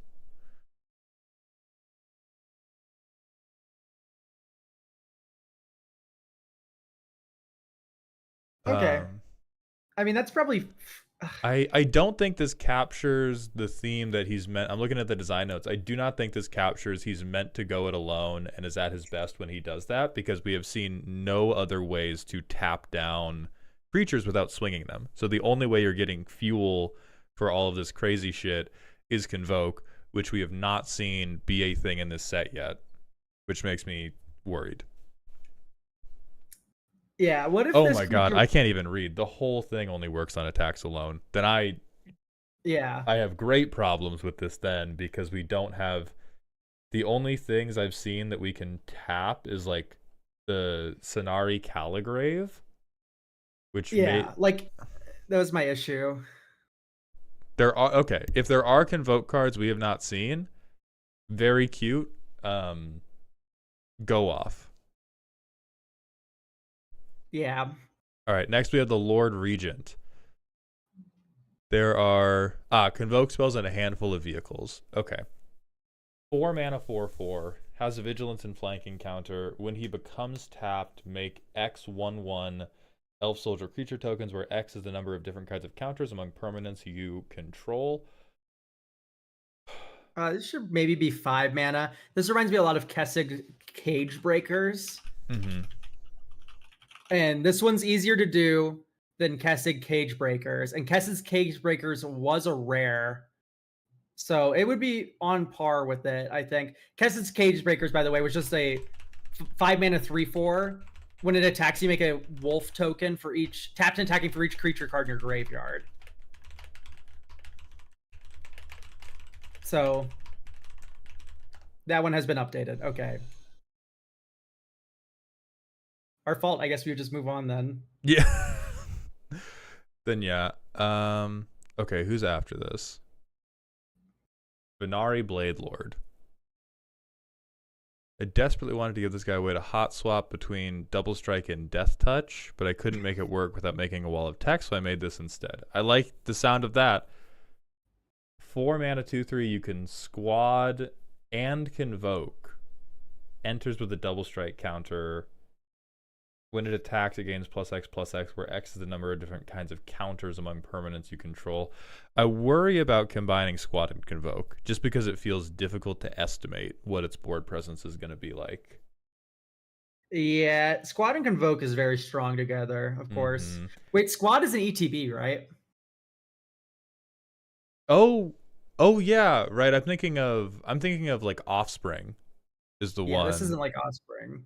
This is like multi-kicker once it enters. So the first, you can convoke the first 4 mana. This is not like Sprout Swarm. Fuck that card. This is nothing like Sprout Swarm. Thank God. Yeah. Okay. I did not see the updates to the Lord Regent. I don't think the tokens it makes being different matters. I like the Lord Regent, actually.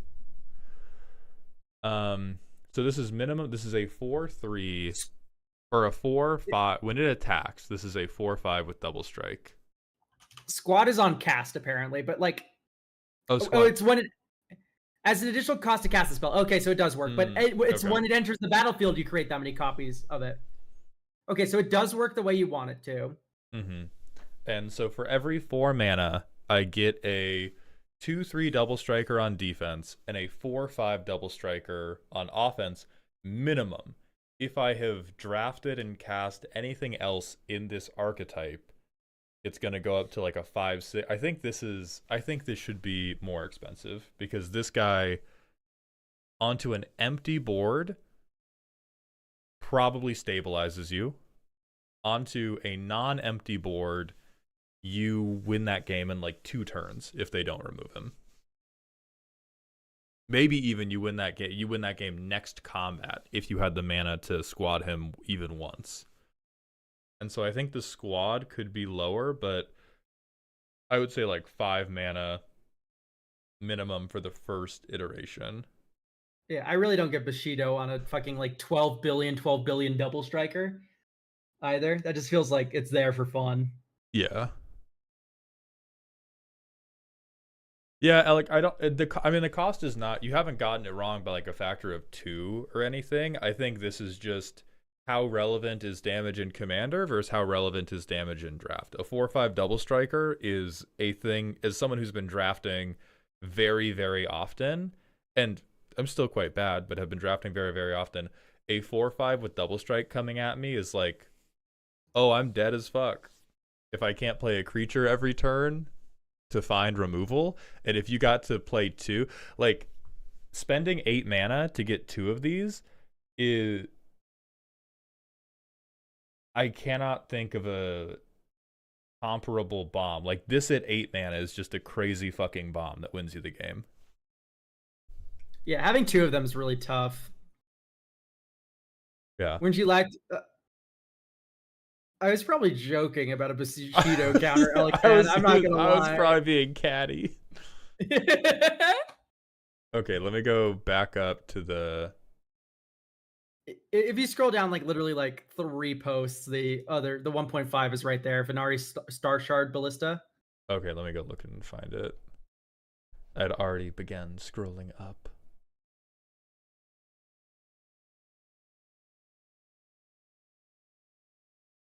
Okay, last edits to the Venari. Venari Lord Regent. Oh, it makes 2/2s with flanking, where X is half. Sure. And then Enduring as Rock. Is this the thing you're looking at? No, I'm looking at Venari Star Shard Ballista. Oh, I see it. Okay. I found it. A 4 mana elf vehicle enters with a reach counter. Feels weird in mono white. Does mono white ever? So they actually do get reach as a tertiary ability, but it's very niche, like Okay. incredibly niche. They get it like reach for dinosaurs. Like this creature can block dinosaurs as though it had reach. I can give the T-Rex a surprise handy, but I can't reach for birds. Okay. Then Blinding Bolts, 2 mana tap something you don't control, put X stun counters on it, where X is the number of different kinds of counters among permanents you control. If you do, put a stun counter on this vehicle. Activate only as a sorcery and only while this is an artifact creature. Okay, I was going to freak out a little bit about the first half, but the downsides have brought me around. I fuck with that. So we can hose somebody else's creature for a few turns, but we have to tap our board, spend mana, and stun this thing. Yeah. Actually, it only is a sorcery. Yeah, no, this works. I like that. I like this card.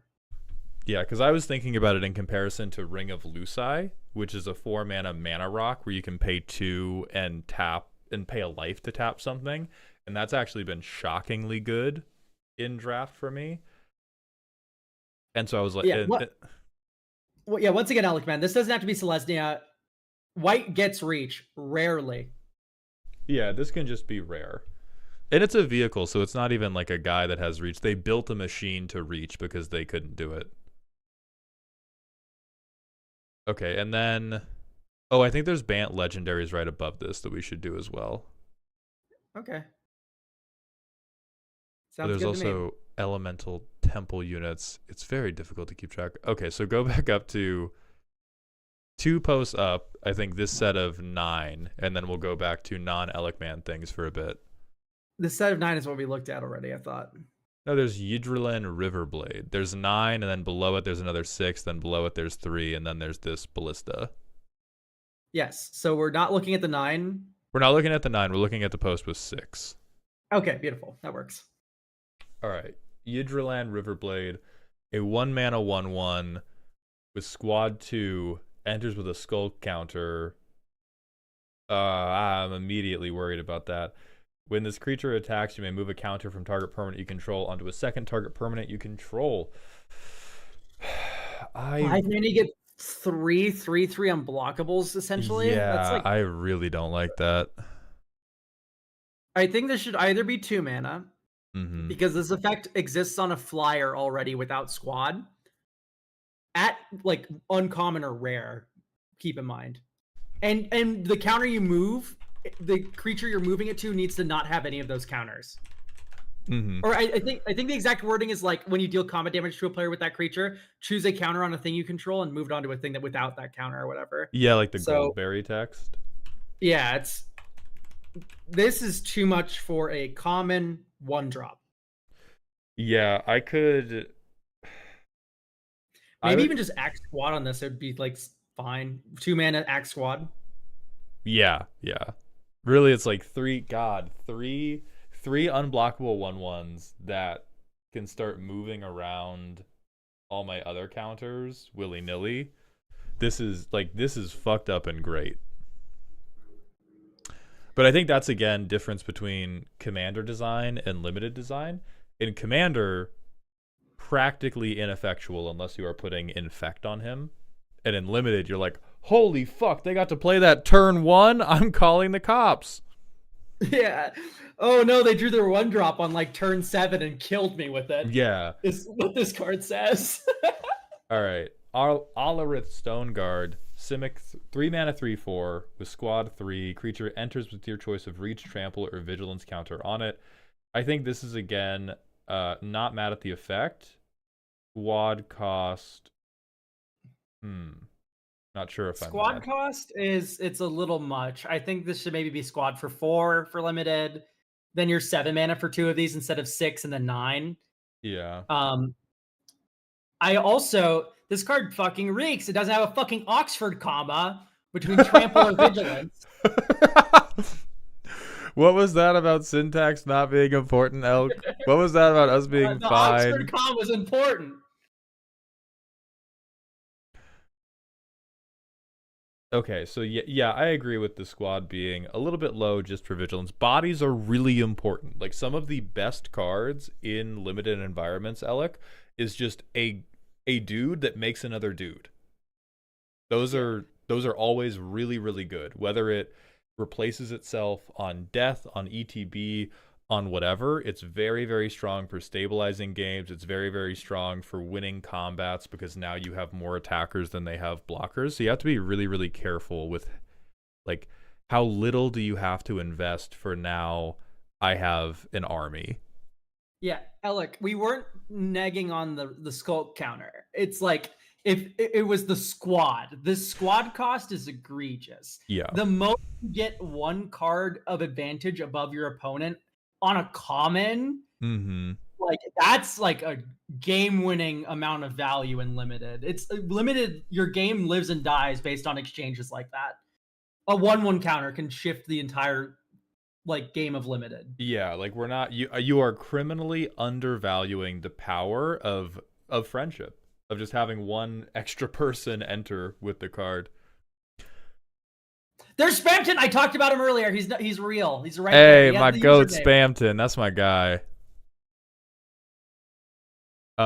Next we have Alarit's Stone Mage, a 3-mana 1/4 enters with a ward 1 counter on it near choice of reach, trample, vigilance, but no Oxford comma, so we have to kill you with hammers. Stone Mage stance. At the beginning of combat, put a 1/1 counter on each other creature you control with 2 or more different kinds of counters on it.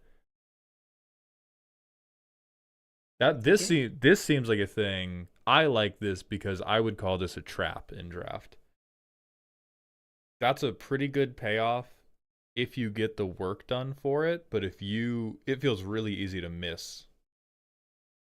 Each other creature. Yeah, that's the only thing that I'd be worried. Yeah, no, this seems fine. The fact that this gets a trample counter is a little weird because this thing doesn't grow ever. Mm-hmm. Well, it could if you do other stuff in the archetype. I like this. I think this is the right amount of like, this is the type of uncommon that can win you the game if your draft got you everything you wanted in the archetype. But if you don't, holy fuck, is it useless? They do grow each other if you draft multiples. Hell yeah. Yeah, but at Hell that yeah. point, you're kind of like smiling. Okay, then we're going to the legendaries. Not this first one. The Light of Eltharion. Oh, no. They moved a card out of here. All right, so first is Lyrior, who's meant to focus on, what is it, crashing out? Yeah. Da-da-da-da-da. Okay. 4 mana 4/4. Flanking counter, because it's a horse. When it attacks, you may put a non-land permanent from your card, or non-land permanent card from your hand onto field with mana value X or less, where X is the number of different kinds of counters among permanents you control. So you get 1-drops inherently. That's free because you have a flanking counter. 1-drops and lands inherently, which is, I mean, for what Bant is doing. You don't get lands, non-land permanent. Oh, non-land permanent. Okay. So you can get Esper Sentinel out. Yeah, I like that. No, this is fine. This is a cool like parry the pummeler side grade where instead of killing people, you cheat. Mm-hmm. Yeah, I like that. Next, there is Teclis and Selenar Enlightened. A 5-mana 4/7 with flying and hexproof. First instant or sorcery spell you cast each turn costs X less to cast, where X is the number of different kinds of counters among permanents you control. Okay, first makes that better. This is probably fine. 5 mana. I'm reminded of Magus the Red, right?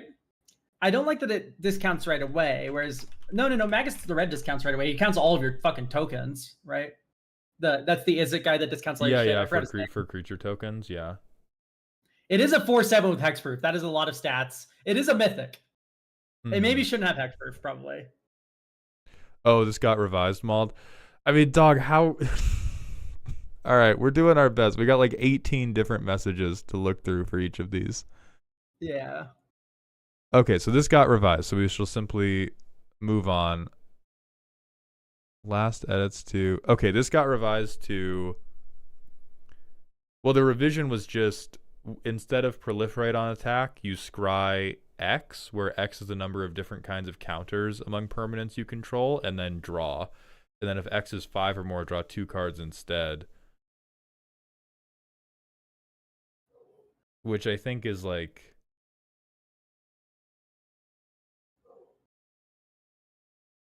Should these be flying and hexproof counters? No. No. No. The card's already very good. Yeah.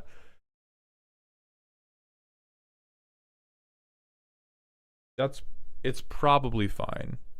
My thought is maybe you just don't even have that ability. Just like Archmage. This is cool. I like this. Mm-hmm. Spirit of the Moon. Whenever this creature attacks, draw a card. That is effective. That is effectively what it got revised to. That's effectively what it got revised to, is on attack, draw a card. 5 mana, 5/5 flying. No hexproof. All right, this next one has been edited. Also. Which one is? Oh, No, and then I never missed a row of the elemental temple units. So we have to go back up one because I skipped from Stone Mage into the legendaries. I see. Okay, there's Mountain Stance, which is a 2-mana enchantment. When it enters and at the beginning of your upkeep, if you have 3 or more different kinds of counters among permanents you control, put a shield counter on target creature or battle you control. That's fine. Commander pilled as fuck. I think this is the type of card that just if you take it in limited, you cry a little bit. But in Commander, yeah. This is 2 mana. My opponent kills me in limited. No board presence. 2 mana, I get beaten to death. But look at my synergy. I can chump block one of my opponent's 12 million squad creatures that are like. It doesn't win combat forever. If you're spending mana on this, your board's smaller than theirs. The shield counter is basically a fog for one creature. It's a fog for one creature. It's 2 mana to put no counters into play, which is real goddamn important for when things like this happen. All right, Hurricane Wind Charger. Okay, 4 mana, 3/3, squad 3 with a reach. Enters with your choice of flying, first strike, or flanking. Why would you put flying on your fucking reach creature? In case, but what if you didn't want to put flying on it and you still needed to be able to block flying creatures? I'll explain that. Why? Explain that. So yeah, it's an art. They're archers and they're on birds. You fucking fool. Why didn't you think? What's flanking doing? That's my next thought. Is they're like if riding things. Flying is the ultimate attacker because you can just attack through with flying. First strike is the ultimate blocker because you have first strike of reach. Mm-hmm. For counter diversity, yeah, but reach and flying is just inherently makes me want to puke. Mm-hmm.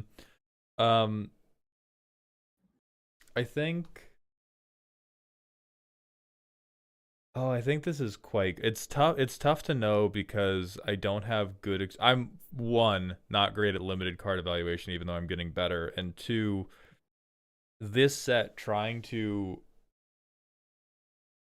Mind Palace work out how any combat would go is so fucking impossible because everything has flanking, everything has first strike, everything has something that's going to move a counter on it to the middle of combat. And so if I look at a 4-mana 3/3 that has reach and first strike, I intuitively think, wow, that's really good.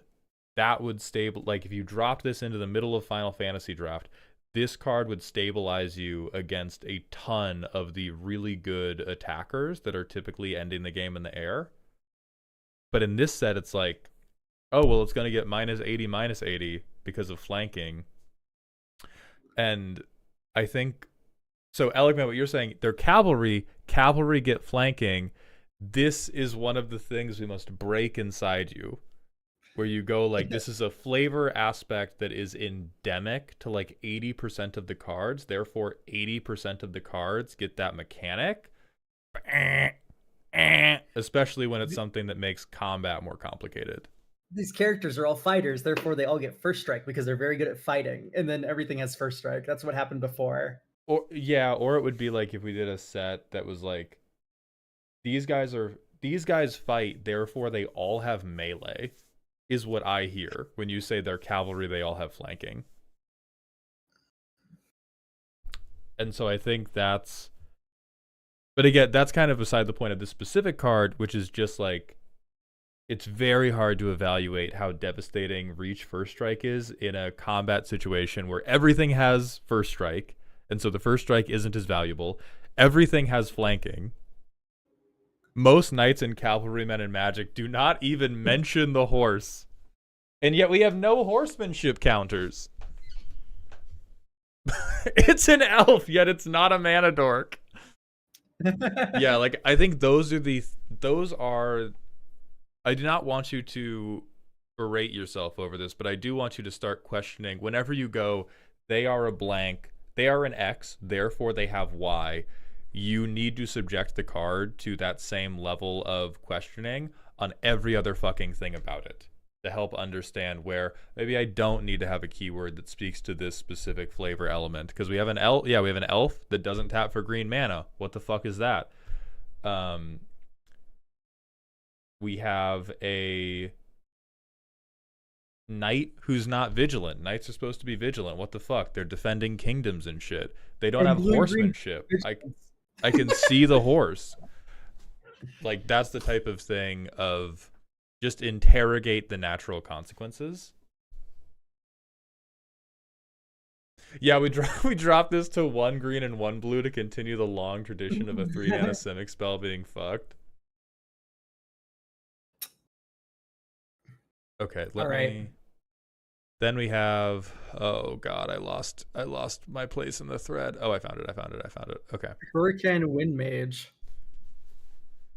How about you read this one, Elk? I've been talking too much. This creature enters with a flying and ward 1 counter on it. Everything has a ward 1 counter on it. Mm-hmm. Move like the wind. 1, tap. Remove target attacking creature you control from combat.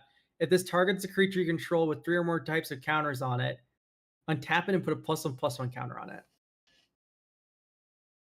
So you're impossible to block because you have a reconnaissance out, is the wording of this. So I swing with my creature.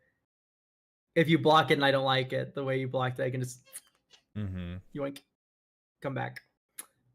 Well, we get a reconnaissance effect, but the reconnaissance effect does commit this guy as your blocker. Like, you no longer have a flying blocker if you use him to reconnaissance. And this actually feels a little bit like a trap in terms of getting 3 or more different kinds of counters onto a creature before I can use this to begin growing things. If we wanted to be... Oh no, we already have that protection because it's attacking creature.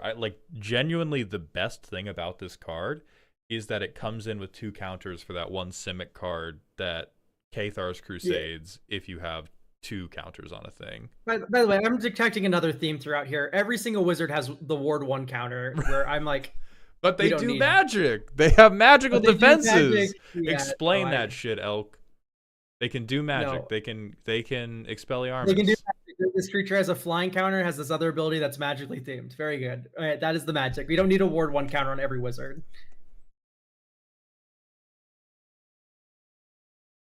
All right, and then okay, I think that is it for this faction. So we'll move back up and then keep proceeding chronologically for a while with the rest of the backlog.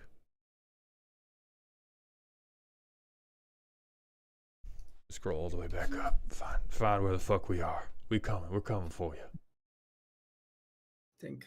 Okay, we did DJ Poro, so the next is Sturmfire, and then we have 2 from Little Mix Doom, and then we have Shaper. So if Sturmfire, Little Mix Doom, Sturmfire is here. Beautiful. Thank you for being summoned quickly. This is at 2:55 p.m. your time, Elk. Yep, I see it. I'm here. This is a heinous overlay, first of all. So it's That's Lionheart. awesome. Remove a charge counter from the Lionheart. Deal 2 to any target. Activate only once each phase and only if it's equipped. Pay 1. No. Yeah, is the soul of Umezawa's Jite is coming to punish you. 1 mana, put a charge counter on the Lionheart. So this... Ooh. That's No, crazy. so you pay 5 and then you go upkeep, ping you. Okay, we're now on your main phase, ping you. Okay, combat phase, ping you. Okay, second main phase, ping you. End step, ping you. That's what each phase means. Yeah, so we can devote, what was it? Upkeep, draw phase, main phase 1, combat, main phase 2, and then end step. The 6. Flimsy chair, counter argument, draws part of the beginning phase. So actually, no, you don't ping on draw. Combat has 5 phases, so it's not all one combat phase. Like we're like, this isn't like you get an additional beginning phase as a la Sphinx of the Second Sun. It's you get to ping for like each one. No, this is not okay. So this is we can commit 5 mana to 10 damage of board clearing. No. I would also like to take this time to formally apologize to the Lionheart. I was wrong as fuck. It's very good limited. It's still a flavor fail for Commander because Squall can't reanimate it, and it's dog shit in Commander. But in Limited, this thing is actually a goddamn house. Every time I have played it, it has broken somebody's spirit, and every time it has been played against me, I have put my head in my hands and gone, I can't believe I'm losing another game to Lionheart. So that's on me. I am a fool. Alexander, thank you for the tier 1 sub for the 2nd month in a row. Welcome back to the dog home. Stormfire, don't even say once each combat, because each combat is very confusing. No other Magic card would do that. It should be like activate only once each turn if you wanted that. But even then, putting charge counters on this and then just having shocks up the asshole is incredibly annoying. Yeah. Like we have to consider the downstream consequence of what happens if this card is allowed to do its thing, and what happens is my opponents have no creatures because you don't do enough damage to think, I'm going to win the game by hitting this a lot, but you do enough damage to be like, well, Joey's commander, dead. Every elf, dead. Esper Sentinel, dead. And then once you achieve board hegemony, you'll begin chipping them down. But it's just not an ability that it would ever make sense to use to ping a player, which means it's going to have to go to creatures, which means it's going to be a board wipe in a can. As far as I can understand, the Lionheart is a gun blade. Mm-hmm. My thought is that maybe it should give the creature reach. That's kind of flavorful, right? You can shoot up in the air and stuff. And then whenever it attacks, it gets to like, maybe you get to pay some mana to ping a creature. And that's like a repeatable pinging effect. Yeah. Maybe it gives it vigilance so you can also block with the reach. I don't know. But like, yeah. Yeah, like you should have to tango with your creature to get the shock off. Yeah, it could be as simple as just like on attack. And even then that becomes like, ooh, now I'm really good at combat. That's yummy. Also, Zenorum, you have not missed yours. I'm just having trouble finding them in the log. So let me look you up specifically.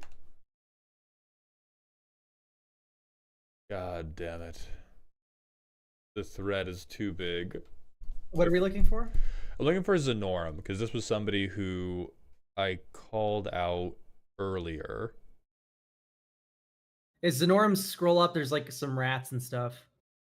Rats and stuff. Hell yeah. There's mice. What's the timestamp on it? It is 2:30, so 1:30 for pathetic West Coasters. God damn it. Stop making fun of me living in a better place than you.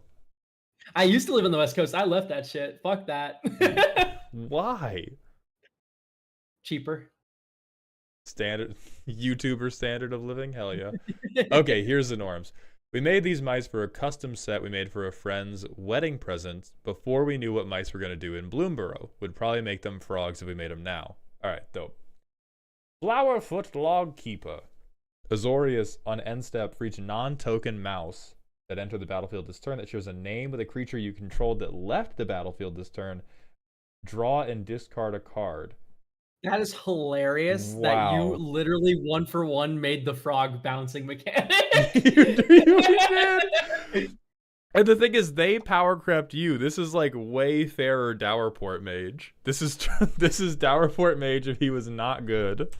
Did not do card advantage, Counterport Mage. That's so fucking funny. That's very cute, and honestly, good on you for being. So actually, I'm putting this in Hall of Fame for prescience. You have like fucking Bene Gesserit powers to design this card. Officially designed before Dowerport Mage, and they were restrained. WotC was not. I love Dowerport Mage so much, though. That's cute as fuck. Okay, and then Whiskervale Matchmaker, 3-mana Azorius. Whenever a non-token creature ETBs from anywhere other than your hand, if a creature you controlled that shared a creature type with it left the battlefield this turn, make a token copy of it, except it's a mouse. If a creature... Hang on, does this always just trigger? No, you have to have something that left the battlefield this turn. What I don't like about it is if you ephemerate something, this triggers and gives you a token copy. That's what I mean. This is like you can flicker anything and you get a token copy. This is just Preston for 3 less mana. Yeah, it's flicker something. I get a copy of it. But doesn't Preston make them like 1/1s? Preston makes them into 0/1 illusions that then you can sacrifice to exile something. Okay, then yeah. Then this one, here's all the power that the Dowerport Mage is lacking. Yeah, I think that's...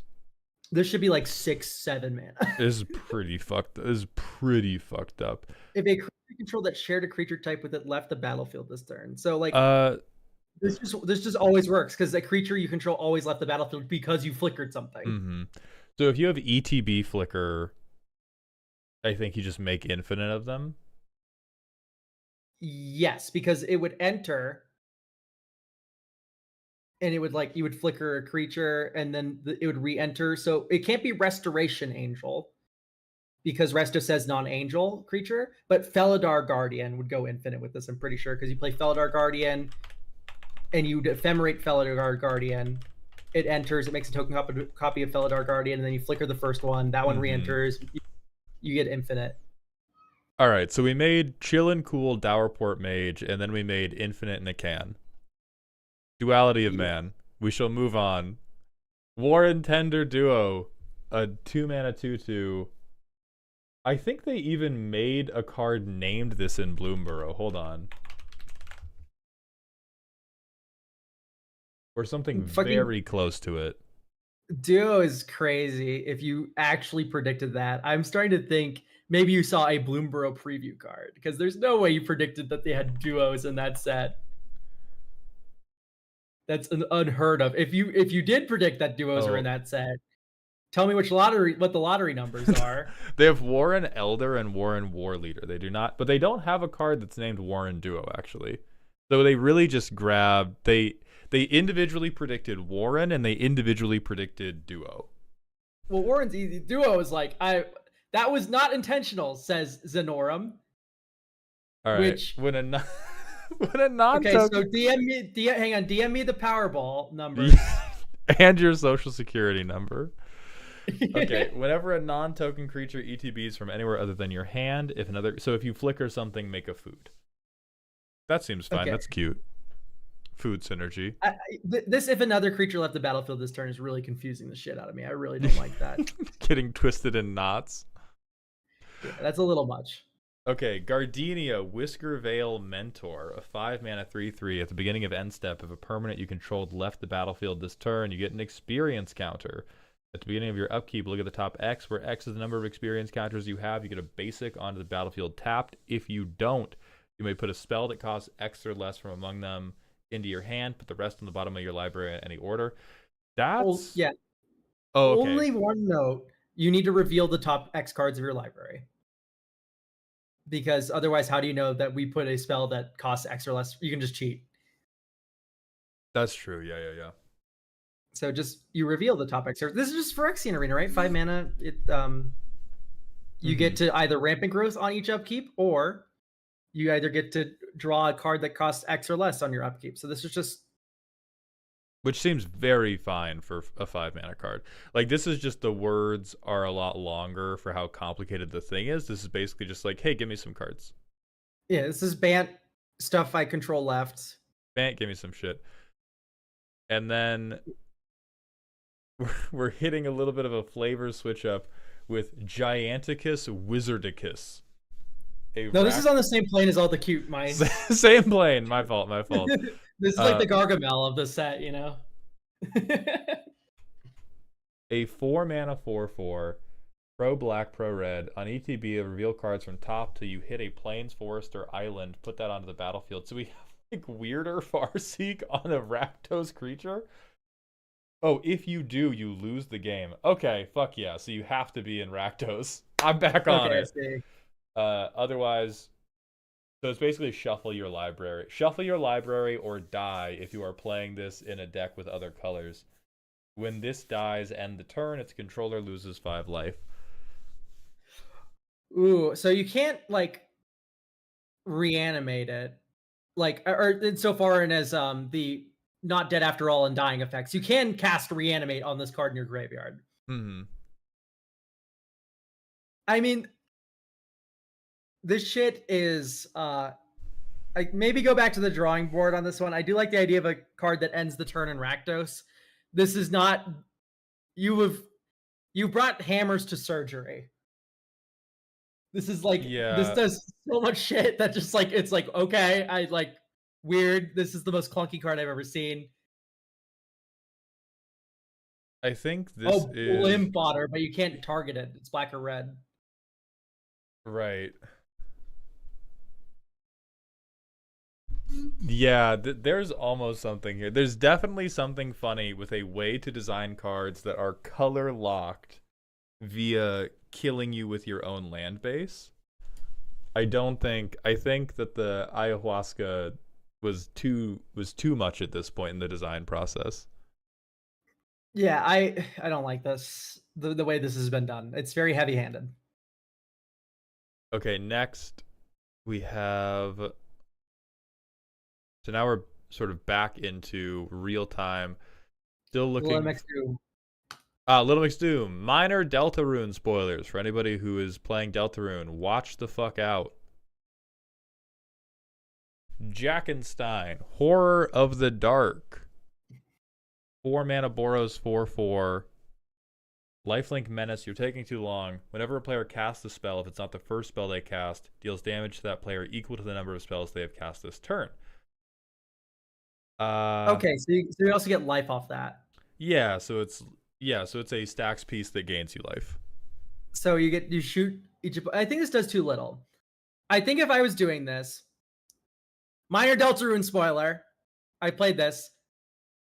So Jackenstein's little thing is like he forces you to do a little maze in the combat, and if you take too long during the maze, a giant fucking pumpkin shows up and tries to kill you.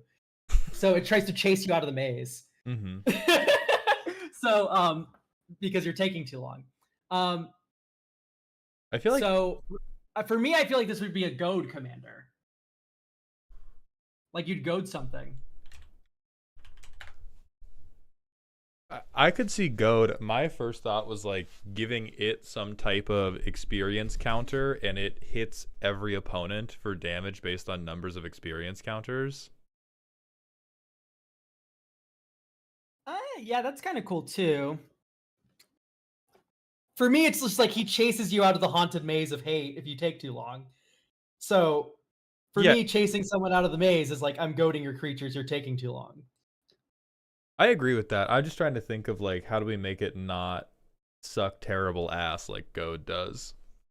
That's the thing I'm tweaking on right now, because it, Boros goad commander, who cares, right? Unless you make it so much goad that you are goading the entire table, most of the goad decks I see feel very, very underwhelming. And so I feel like and part of this is just too shit of an effect. It's like way too slow. Yeah. All right, next we have Linear Equation Cannon, which I do understand to be a Yu-Gi-Oh reference, although I don't wish to understand that. A Grixis instant, choose a number from 1 to 6, choose a creature an opponent controls. Multiply, you have lost me already. Multiply the creature's mana value by the chosen number, then add the number of non-land, non-token permanents that creature's owner controls. Okay, we are in the third circle of hell. if the result is equal to the number of cards in your graveyard, so 1, never, 2, fifth circle of hell, mill cards equal to the number you chose, then shuffle all non-land permanents you don't control into their owner's libraries. Otherwise, you lose life equal to twice the number you chose. Okay, so this is... Cyclonic Rift, if you can do... No. It is not Cyclonic Rift. It's Shuffle Away. Oh, shuffles them! It's... No, that's really fucking good. I spend all game scribbling math onto a nearby napkin, and if I can ever line up the perfect half-court shot, I just full wipe all of you idiots. And if don't, you target I lose 6 life? Token. It targeted... So there's probably going to be a creature token on the battlefield. Mm-hmm.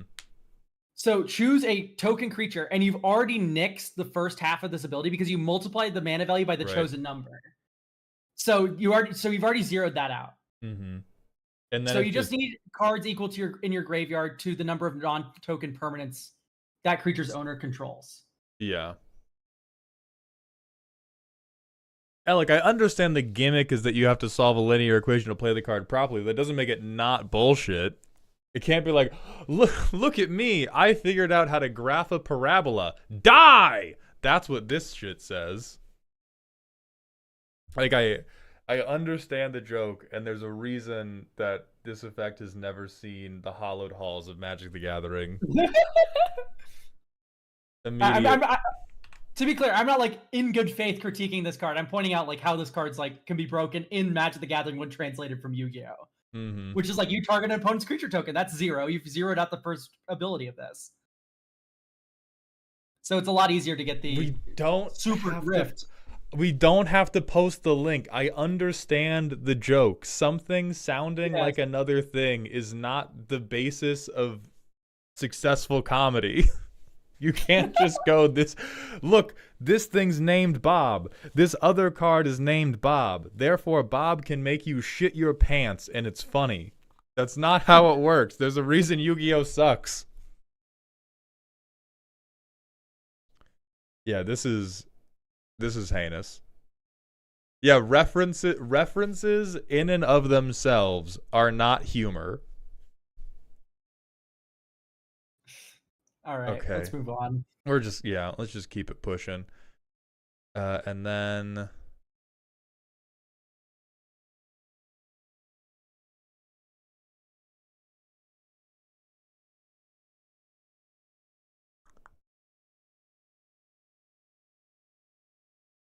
there was stuff from Alec Man they said we missed out of the previous faction. Torg, okay, you're here. We can go back for yours. I remember where yours is at. Let me go find. Yeah, then we can hop on the Alec Man stuff after that. Yeah, we go somewhere. Hunt down Torg. Somewhere, someday, somehow. Torg is the blue-black card with the cool little... I'm fighting to get there. It's the stupid little... it's the main character of Disco Elysium as a cat. Timestamp, my friend. Timestamp. 240 or 140 for you. 240 or 140, okay.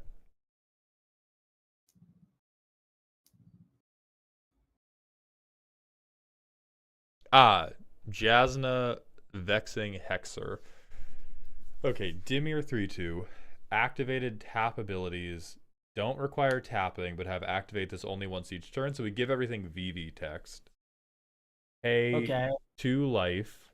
Oh, but no, because you can do it on everybody's turn. Tap, pay 2 life. Make Bloom a legendary green elk creature token with base power and toughness 0/1, and tap, gain Forest broken in half instantly. Broken in half instantly. I don't like the self-referential, like, oh, I have the tap ability on the... Just make it pay 2 life. Just make it pay 2 life. Mm-hmm. And have it be activate once each turn. Like, you don't have to put the tap ability on here. If you like, don't worry, it's okay. That being said, you play this card and then you have 7 mana on turn. Like, because you activate this on each of your opponent's turns. You activate 2 life now, 2 life on your opponent's turn, 2 life on your next opponent's turn, 2 life on your next opponent's turn. You untap with 4 Llanowar Elves. Well, no, the Bloom's legendary, and the other one thing I don't understand, which is legitimate language difficulty, is permanents you control leaving the battlefield. What does that mean? Because my worry about this is we turned every dork into... Right, but how do you... like, leaving the battlefield is not... That didn't even register for me, because that's just like nothing. That's like literally, that doesn't work. Right, that's a sentence. So it means like only creatures targeted by effects that would make them leave the battlefield, which is you can't track that. Right, too weird of an idea. So we have to, and if we tunnel that in somehow, maybe there's a chance of it. But it has to be tunneled really specifically. Otherwise, we have like, well, all of my mana dorks and artifacts, well, even lands, because those are tap abilities, right? Oh, I have a huge question. I'm sorry. If Viscera Seer is in play, are all of my permanents about to leave the battlefield? Right, that's yeah. There's the actually. So if you take this back to the drawing board, here's the situation I want this card to avoid. I do not want this card to read, I can activate my mana dorks on each opponent's turn and spend that mana. Elikman, yes, please repost them. Because I don't want to go, okay, command zone, my Llanowar elves all effectively have Seedorn Muse and are blockers. Same goes for like Soul Ring, same goes for... So if however you reward this, please avoid that. Yeah. It should be like maybe something like the first ability you activate during your turn. Whenever you tap the first creature during your turn, you can fucking untap it. Yeah, that would be, I think, a lot cleaner. It reminds me a lot of that one elf that we got in Jumpstart, which is the Dionys or whatever, the one that untaps elves when you tap them for the first time each turn. Mm-hmm. And that one's 4 mana. This one, like, you can have that ability. It kind of does what you want it to do, right? It is a little weird to have a Soul Tie card that makes a mana dork. This should probably be actually just put it in the commander tags that this is Soul Tie. Mm-hmm. And Elk should be 3/3s. That's my final statement. Fucking got them. Fucking got them. It would make it a 0/1 newt. Or something. Or 0/1 frog. Okay, and then we're still on the lookout for Shaper. If we don't have Shaper, if Girthy Poro is still here, that's who we're on the lookout for.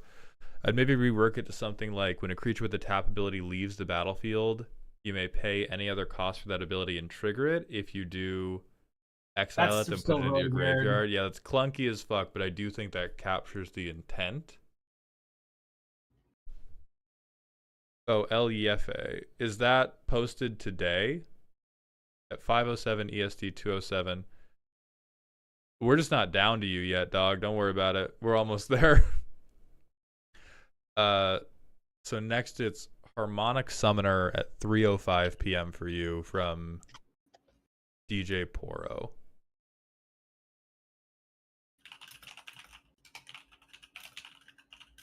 Defcat, thank you for the drink water redeem. Oh, and Jomi Bug redeeming a rant, getting fucked over for other people's mistakes. My warehouse had over 50 wrong picks last night on a 7,000 case night. Now they're telling us if this trend of high mispicks continues, we may lose phone privileges. What the fuck? Are they like a bitter middle school teacher? What the fuck? Yeah, what the fuck? To lose phone privileges? Well, stop watching us during like arithmetic class, you know? They're not even a picker. They're not even working in the section of the warehouse where this mistake happened. They're doing middle school, they're doing like high school collective punishment on fucking adults, presumably because they're bitter middle managers. This is at work. Yeah. That just got told to you. Like, you need to unionize, man. Yeah, you need a union. We need unions. We need some bags of fertilizer for some community gardening activities. We need a lot of shit. That's bullshit, man. You don't need phone privileges, man. You need a fucking union. fact that we're talking about phone privilege, I am sorry, dude. That sucks ass. That's rotten, bro. Like the fact Yeah, that no. is on the table of like, we're gonna take away your phone privileges. You're not my fucking dad. He's been dead long enough. We don't gotta dig his ass up. Come on, man. I was half listening when Maud was replying to you. I literally thought you were like a high schooler in arithmetic class. I'm like, yeah, no, don't use your phone to watch Malltown while you're in school. Yeah, don't do No, that. But that's not what Joey's doing. No, Grown-ass adult, not related to the mistake, being like, you're gonna have to turn your cell phone in, buddy. Howard over in Picking was watching Malltown while trying to do their job, and now we're gonna get you. There has to be a lawyer in your area that's like salivating at this. There's no way. Little McStoom, thank you for the 40-bit cheer. Can we cover my third card? Also loved every second of Linear Equation Cannon's review. I cannot prompt. We're not going to skip around to do everyone's stuff at the same time. The only thing holding this review process to any semblance of clarity is moving vertically down. Yes. Keep in mind, everyone, chatters, in future, we do have a better system planned for this. This is just the horrible nightmare backlog. Yeah, and then the future good stuff will be there. And I'll come clean. I'll be transparent. Elk told me before we did this first stream, hey, here's an idea for a queue system. And I said, go fuck yourself, you little rat. We're going to ad-lib it, and I'm sure it will be fine. And then this happened. And so it is 100% my fault. We've gotten literally like hundreds and hundreds of cards. So to jingle the keys of what's going to happen in the future, in future streams, you will only be able to submit as many cards as we can review in that stream. There will never be a backlog in future streams. No, Alec, they will get covered.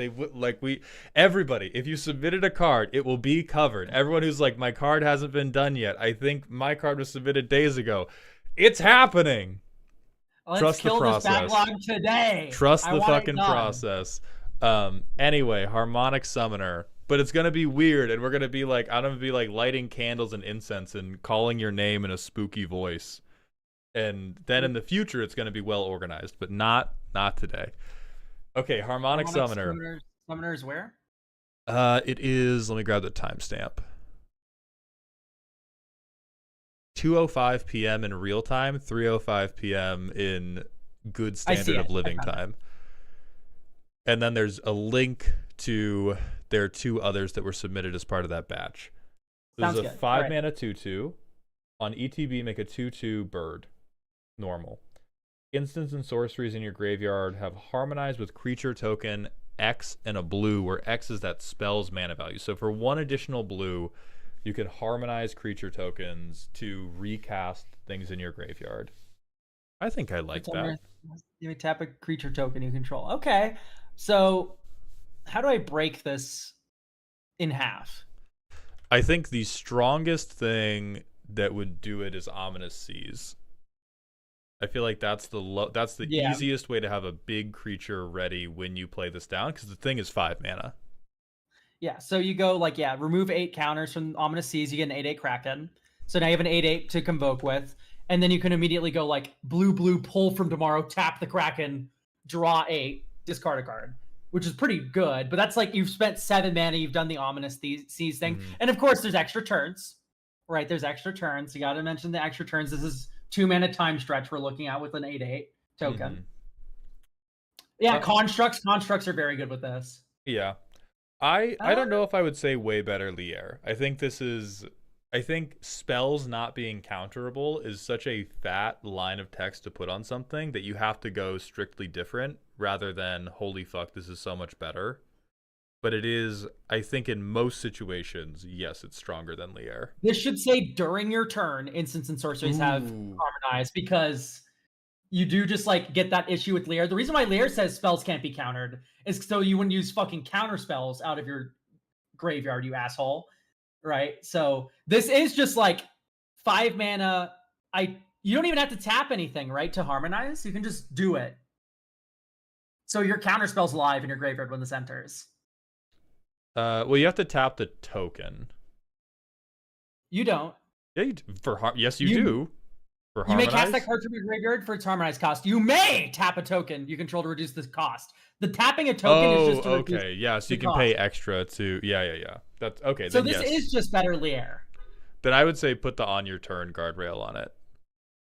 On your turn guardrail, maybe you just remove Harmonize. Harmonize with the creature token is already a little bit clunky. Maybe you can cast instant and sorcery spells from your graveyard by tapping a creature token you control as an additional cost. That makes it so you have to tap a creature to do it. And then the spell gets a cost reduction based on the power of the creature you're tapping. I like that. I enjoy that, yeah. Just no Harmonize. Fuck up. No Harmonize. But just do that, and then, yeah. Its name is Harmonic Summoner. Oh, you know it. You're right. Harmonic Prodigy should give your stuff Harmonized too. Now that I think about it. Yeah. Now you're thinking. Anyway, Avok, Shard of Eternity, a 10 mana, 10/10. Flying lands you control are every land type, and have when you tap this land for mana the first time each turn, untap it. Fuck you. Whenever Avok's attacks, create 2 5/5 creature lands that are untapped and attacking. I hate that this is like fine because it's a 10 mana card. Yeah, this card's totally fine. You need to specify what types the lands are, or else they are just lands that are also creatures. Unless that's your intention, and you make 2 5/5s that are just also happen to be lands. Yeah, fuck you. Yeah, fuck you. And gates. And fucking caves. Whenever you tap this land for mana for the first time each turn, yeah, that can't be. You can't do that. Because you tap all your lands for mana on your turn, and then you play a thing, and then you tap all your lands on your opponent's turn, they untap, you tap all your lands on the next opponent's turn. Yeah, it's 10 mana in Civic. What you want? It's 10 mana. I get Seedorn Muse that beats you to death. You got a problem with that? I'm thinking this should just be like, you can pay 0 to untap all your lands once on your turn. Like, it's like a... Yeah. What's the name of the one card that does it? The Golgari one, the 7 mana one? Beledros Witherbloom.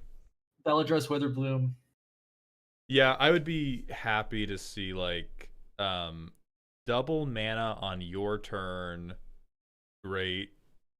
Mana, Seedorn Muse on a 10/10 who puts 10 more power into play. I don't even... The thing is, it's 10 mana in Civic. I think this is just a thing that's like... Kinnan players would flip this. I don't even know if people would run this as a commander. I don't even know if people would.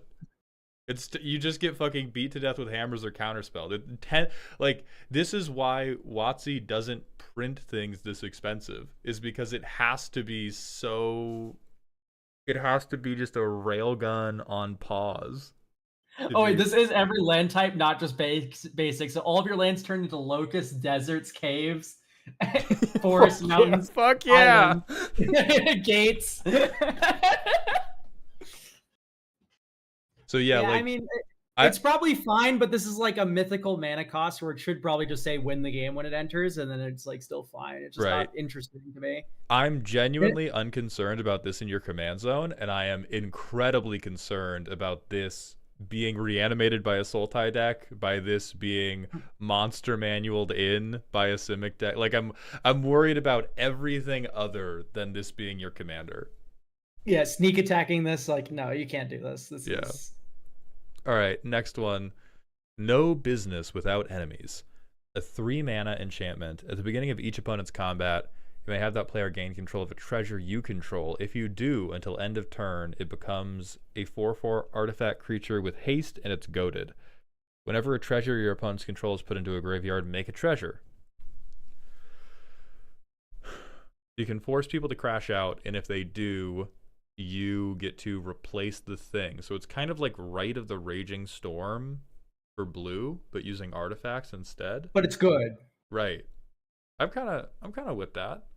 Rite of the Raging Storm is like criminally bad. So it being a saucier version of that.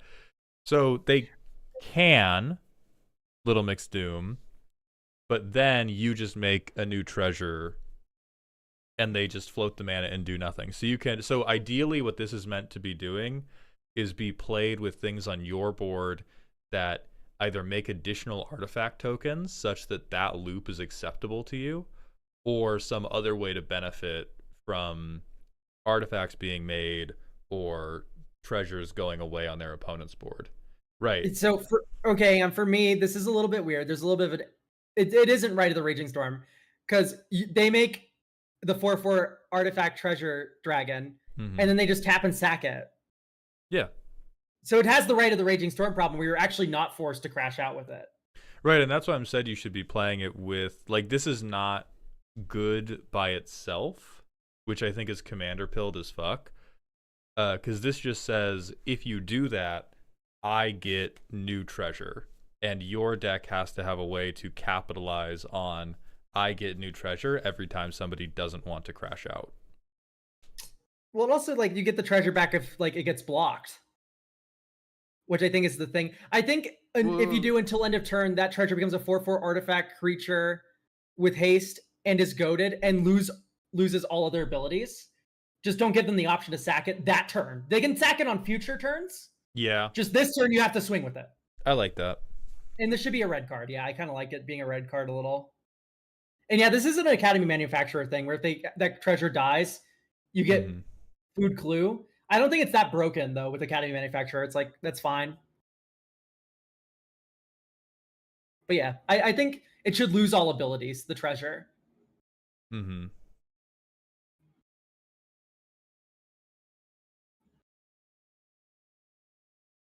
And it doesn't feel that blue. I don't know. I like it better than red, like Jetter said.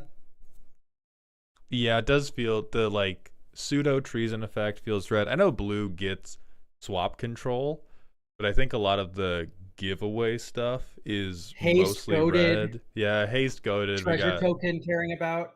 Yeah. All right, we're going to keep going down. Next, we have Good Girl Zoria, if they are here. And then after that, we should be back to the thing that allegedly have legendaries that we missed. I can see one that we missed.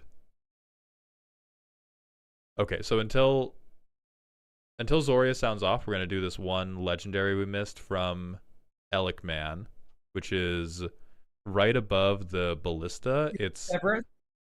Or no?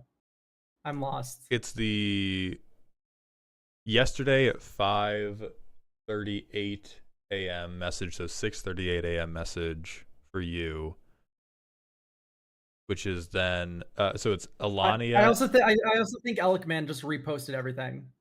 Okay, great. That we have yet to review. So it's just an all-in-one post at the newest. Okay, perfect. Then other people were looking for. Yeah. Okay. Zoria is here, by the way. We can do it after the Elikman cards because I'm already here, and then we can just go back for Zoria. Excellent.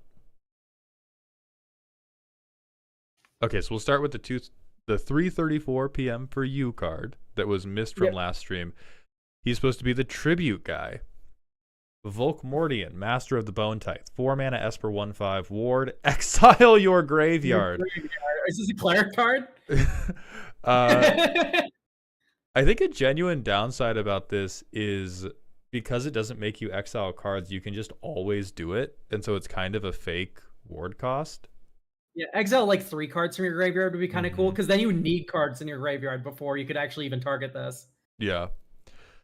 If a card or token would be put into an opponent's graveyard from anywhere instead, exile it instead. Holy shit, we stole this from Madra.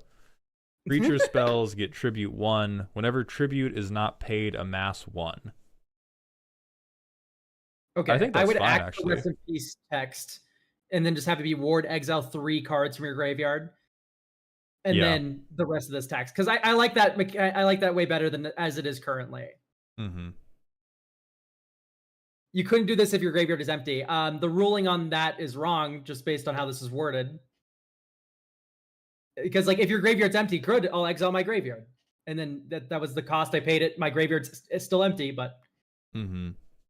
So yeah, exile 3 cards from your graveyard would be cool ward cost, and then remove this line of text, because then it would be if everyone had 2 cards in their graveyard, you could never target it because it also rests in peace to you.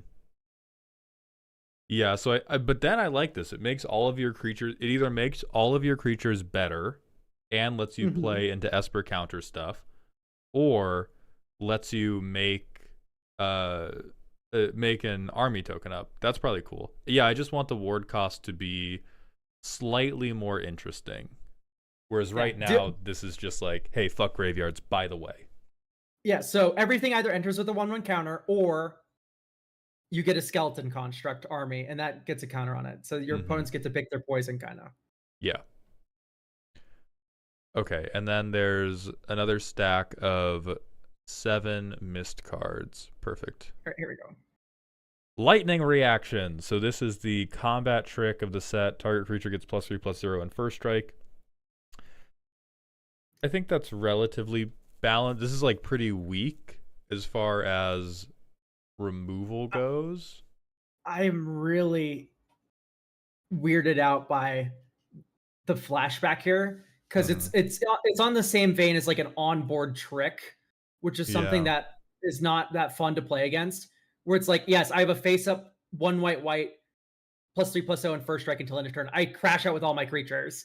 Do you block? The threat of activation's there. You don't block. Okay, great. You take all this damage, and then second mana, I just actually cast something from my hand. So this is 3 mana. This is 1 and a white. You win a combat, and then it's for the rest of the game, your opponents can't block unless it would kill them, because the threat of activation of 1 white is there. Yeah, what I would almost like instead is you could have it as a combat trick if you really wanted it to be reusable, which I do not think a common needs to be reusable. I think this can genuinely just be the combat trick. Instead of flashback, I don't think they've put renew on non-creatures, but you could do the renew thing, which would have to be much more expensive to put a first strike counter on a creature. If you rebound is very good. Oh yeah, rebound would also fix it, prevents it from you just combat trick it, and then Also, Egomaniacal Hero, thank you for the 3 months in a row at tier 1, my friend. Welcome back to the dog home.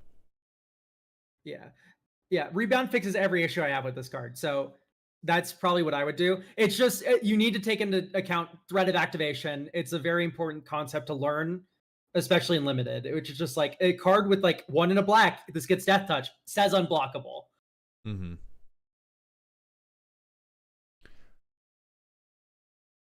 All right, and then next we have Settler's Gain. This is just a tap land that cares about counters and legendaries. For 4 mana, well 5 mana really, because you have to tap this land, you can proliferate it. I think that makes it like auto include for most Bant decks, but it's certainly not broken. It's just like, hey, having a proliferate ability on a thing I don't have to use a card for that also fixes mana, great. Yeah, this is Karn's Bastion, but it fixes. Karn's Bastion is 4 mana tap proliferate on a rare. Okay, yeah, so it's better Karn's But that's Bastion. a colorless land. Yeah, better Karn's Bastion. Also, by the way, you pointed out, but Rebellious Strike from Tarkir Dragonstorm. This says target creature gets +3/+0 until end of turn. There's no first strike, and also draws a card. So this doesn't have a threat of activation. That was my main critique. So it does not actually counter my critique of your card, Alec Penn. All right, the Charge of the Lumineth, 3 mana instant. Put a flanking and haste counter on something you control and untap it. Overload for 6. It's fine, right? I mean, it makes blocking a headache. That's pretty bad. But 6 mana, I do nothing to the board state because they're not growing. Right. They're just becoming more annoying to block. Yeah, this is a weird. I feel like this is one where the 17 lands data is just like, oh, there's one deck in which this wins every game. It has a 30% overall game in hand win rate. The haste counter is not useless because if you make a bunch of creature tokens or something, then overload this, like a creature token off a passive of triggered effect, then the haste does end up mattering. The haste does matter. You can also just 3 mana this on something. So yeah. All right, then there's Beam of Hish, a 3 mana instant. You can tap an untapped wizard. If you do copy it, deal 5 damage to target tapped creature. Oh, I just folded a fingernail back a little bit. Oh. Sucks. So now this card's going to seem fine in the wake of that feeling. Okay, so I think blow up a tapped creature. The typical rate for that's like 2 mana. So we're adding Yes. a mana to that for the upside if I can tap a wizard and I can blow up 2 creatures. That's not a white ability? I'm pretty This sure it is a white is. ability. Yeah, This a is lot white of ability. white removal is like I shoot either an attacking creature, I shoot a tapped thing. But yes, yeah. Like Razorgrass Ambush is like this Yes. is the same Yeah. sort of thing. So 5 is quite I think this is good and solid. Is my initial It might thing. it might be a little much for common. This Oh, is that's 3 fair. mana double murder. 3's a lot. This 3's a little. This 3's a little. This is not a lot. Three is a little to get up to 5 on the toughness. If this was 3 mana for deal 3, that is actually a really important breakpoint. But the number of stuff in Magic, like I can't remember which card I had this conversation about, but like, oh, I think it was about putting Buster Sword on like a 2/2. Because it turns out nearly everything everybody plays in Magic has 5 toughness or less. And 3 so is very fair, says Vic Weave. I deliver me from these commander players. Play limited! deliver me. Um See, I think Met if you don't have a wizard is an understatement. I think it's very if you have wizards, this is one of the best removal spells. Yeah, this is absurdly strong. Like let me walk you through this. Let me find it again. Because it's instant as well. Let me walk you through the situation. If I have a wizard, I leave mana open. You swing with 3 creatures. If my wizard will live, which they will, because you made all of your wizards big booty bitches. I want everyone to remember the Age of Sigmar wizards are all like 1/4s or 1/5s in this set. You get to block a creature. You get to tap it and then kill the other 2. If this was sorcery, I would be like, oh yeah, super reasonable. But this being instant makes it, real nice. Yeah, the double white could sting a little bit, especially in a set that wants to be 3 color. That is a fair point. That is the fairest point we have seen about the mana value being 3. But yeah, five damage is a lot. If you think 5 damage is not catching most of the things that would be played in your decks, I beg you to go look at your deck list again. Within the first 6 turns, this is murder. Yeah.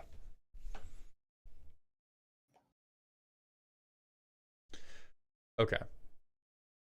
But I think tapping a wizard to get extra payoff, that part's not unreasonable. We're just quibbling about individual It's numbers also at a this common. point. That should probably be an uncommon. If you're tapping a wizard, get a Yeah. copy. I think this should be 1 white, deal 3 damage to target tap creature, and you can tap a wizard to make it deal 5.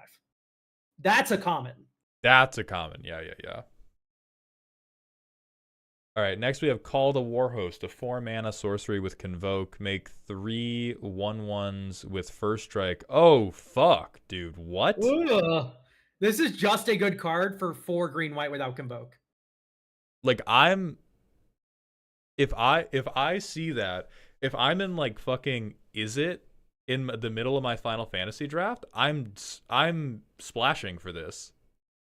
First Strike, this is again a symptom of like how much First Strike does the set have. First Strike, 3 power worth of First Striking fucks up so many combat situations in Limited. For Commander, whatever. 3 damage is barely anything. 2 tokens would be better if you are married to them all having First Strike. Aerith Rescue Mission is this mana value for 3 1/1s that do not get First Strike, and you cannot Convoke it. Doesn't have Convoke it. Yeah, exactly. You lose the mode, but them if Aerith Rescue Mission let you get them all with First Strike, nobody would ever pick the other mode.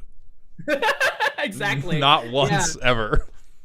Yeah, First Strike is a word that people understand at Wizards of the Coast is very hard to play against because they block so well. This card is 4 mana. You cannot attack with any creature with toughness 3 or greater. And even then it's less. Yeah, I think this could be an instance where you rob them where you rob wizards with that, the thing they did of first strike when attacking. That's a really good way to utilize first strike that does not make everybody involved wish that they were playing Pokemon instead. Or we could make it more expensive to justify the convoke, yeah. Yeah, But just too much on that. any of those levers. Next, Darkness of the Soul, a 3-mana sorcery. Kicker, remove 3 counters from creatures you control. I like that kicker.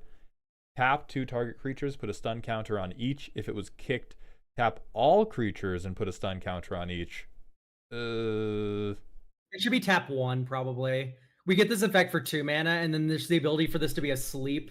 And let's face it, the hoop isn't that big. Removing 3 counters from 1 creatures you control is just going to be incredibly easy in this archetype.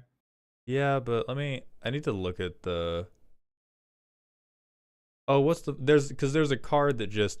I mean, the thing is, sleep is just 4 mana. So it's not... For an instant, right? No, it's sorcery too. They're both sorcery. Okay. So this is, instead of 1 additional mana, you can take 3 counters off. I actually think that's fine. But the floor is way higher than sleep, because you can, for 3 mana, you get to tap 2 things and stun them. That's true. Tap the 2 best things. But it's 1 mana less, which is... And sleep's an uncommon, so this would probably also have to be an uncommon, but I don't feel that it's that. Yeah, if we uncommon this, I'm way better on it. It's just that it's a common. If you want to keep this a common, everything about this is fine. Just tap all their creatures, but you get to put a stun counter on 1 creature tapped this way. So the first mode is tap 2 creatures, you stun 1. Mm-hmm. The second mode is tap all creatures, still stun 1. Yeah. That's if you want it to be a common. That feels like a common to me. All right, then we have Elenia and Elethor, Eclipsean Warsage is a Bant 3/3, enters with an Exalted Vigilance and Ward 2 counter on it. Whenever 1 or more counters are removed from among permanents you control, choose one that has not been chosen. You get to give something... Oh god. Never mind. I thought this was simple.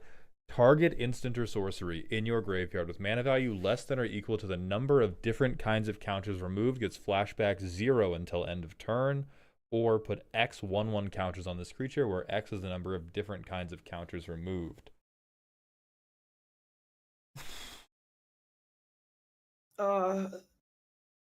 Okay, so it either grows based on the number of counters you removed. Mm-hmm.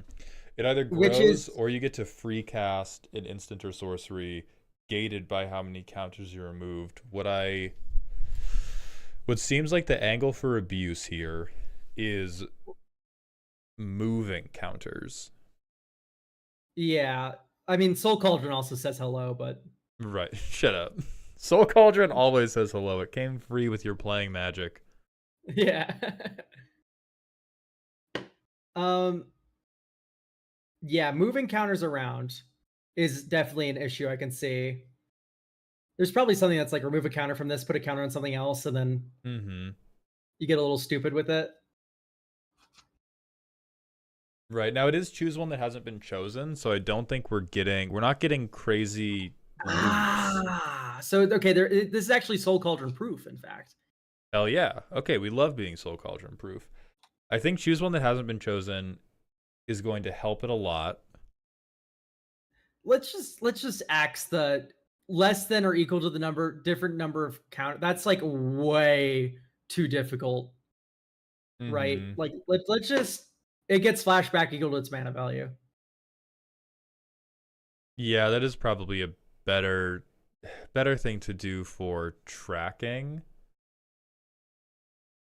And it's it costs X less, where X is the number of counters that are removed this way, and it also gets flashback. Like it gets flashback equal to its mana value. So you get a discount based on how many counters you removed, but like this is a headache as it is. Yeah. Yeah, I do think a little bit of a headache. Beta, we can do your cards right now, so if you are jumping, check this section of the VOD. Oh my god, why can Discord search never find anything in a fucking thread, man? Alright, but that's going to be it for this section of Elikman stuff. I'm going to scroll up to find where Beta's card is, and then I will tell you the timestamp.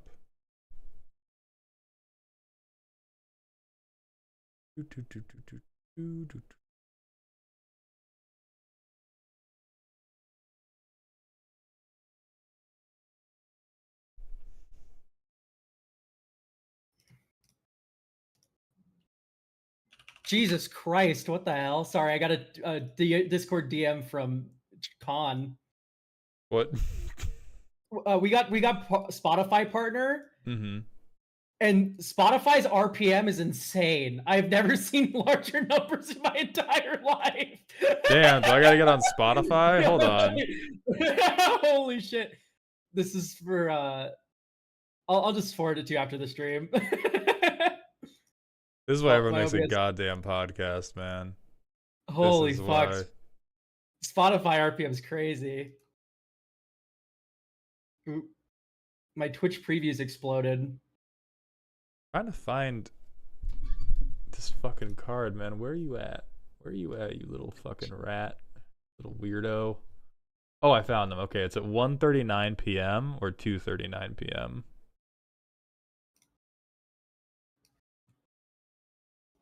Ask people to name their post would be easier on you. I mean, there's a million things we're gonna do differently. This is. We already have solutions to this issue. This is just backlog. Like legacy issues happening. Right. Every problem with this has been solved, and it is simply a after effect of me going like, how many people would submit cards, Elk? 20, and then like 50 different people submitted cards. Uploaded their custom sets, like 50 different people. Yeah, that is another thing that will fix it. Is I think future streams, it's straight up going to be like at most 10 cards from one individual, no matter how much money you spend. And I think that will also make things. No, not 50 people submitted too. A ton of you motherfuckers submitted like 5 to 10. A ton of I let way too many people submit way too many cards with channel points, because that's what I thought was going to happen. But most of these are like a ton of people who I did not even know made custom cards because they had not purchased custom cards previously, did between 5 and 10. And so we're going to make it like maybe 3 with channel points, and then like 10 Elegant, your remaining slots are good, but they are going to be parceled out based on our capacity. Yeah, you get 5 cards per. Hang on, I accidentally broke your webcam because I'm a silly goose. You little gooser. Are you being a goose right now? All right, Fukaf, Ailing Spice Lord. A 7 mana 5/5. ETB, make a number of food tokens equal to life total. Okay, shut the fuck up. No, Instantly, shut the fuck up. No. I'm not looking at the rest. Fuck you. Straight in the Hall of Shame. I gotta delete the rest of the Hall of Shame. No, I'm making Hall of Shame 2. Nuh-uh. Yeah, make artifacts equal to life total. What if I also got $1 billion in a hand job, man? We all want things. No, you can't. You can't do that. All right, and then it has sack a food token, roll a d4, you take that much damage, whatever. Each food token you have has 2, sack this artifact, target opponent takes 4. I mean, cute, I see what you're doing here. What's actually going to happen is I resolve anything that Reckless Fireweaver pings off an artifact entering, and you die. Yeah, we can't be doing that. All right, next one. Philosophical Problem, 3 mana 0/3, Conscious Knot. When it enters, choose target permanent and opponent controls. As long as this is tapped, the chosen permanent does not, but it's a pun, untap during its controller's untap phase. 2 mana, tap Conscious Knot. It does not untap during your untap step. I think that's a relatively fine cost for a stun effect, although there's just basic wording on like the first line of text is you may choose not to untap Philosophical Problem during your untap step rather than putting it on the activated ability. But I do think that's cute. And the way to solve the Gordian Knot is to cut through it. Yes, I actually like the flavor on this a lot. Then we have Bolo Tie, 4 mana artifact. Hell yeah. Add Wait, black this is cool. and make a copy of an instant or sorcery in an opponent's graveyard. You may cast the copy without paying its mana cost unless an opponent removes a card with greater converted mana cost from their hand or graveyard from the game. Nope, right back in jail. You had you saw heaven one time and then you tried to shove us into hell. Get out of here. Yeah, this is just not. This doesn't work to start. Secondly, it no, this is awful. Don't do this. Yeah, does not work. And my bolo ties are always doing this. That's true. Flavor win. When I went out to like this nice American eatery with my friend and his mom, and yeah, the waiter had a bolo tie and it started casting spells out of my graveyard. I was yeah, like, holy shit. it kept pointing at my copy of Rise of the Dark Why isn't Realms. this an equipment? That pisses me off. Oh shit! True. Yeah, absolutely ridiculous. No. All right, now we're going to continue. We're still looking for Shaper, who I do not think I've seen. So I'm going to check the various chats to make sure I'm not being a complete fool. But I don't think I've seen Shaper yet. No. Okay. Elk is still blue screened. Don't worry about it. That's okay. Then we have Lil Levick.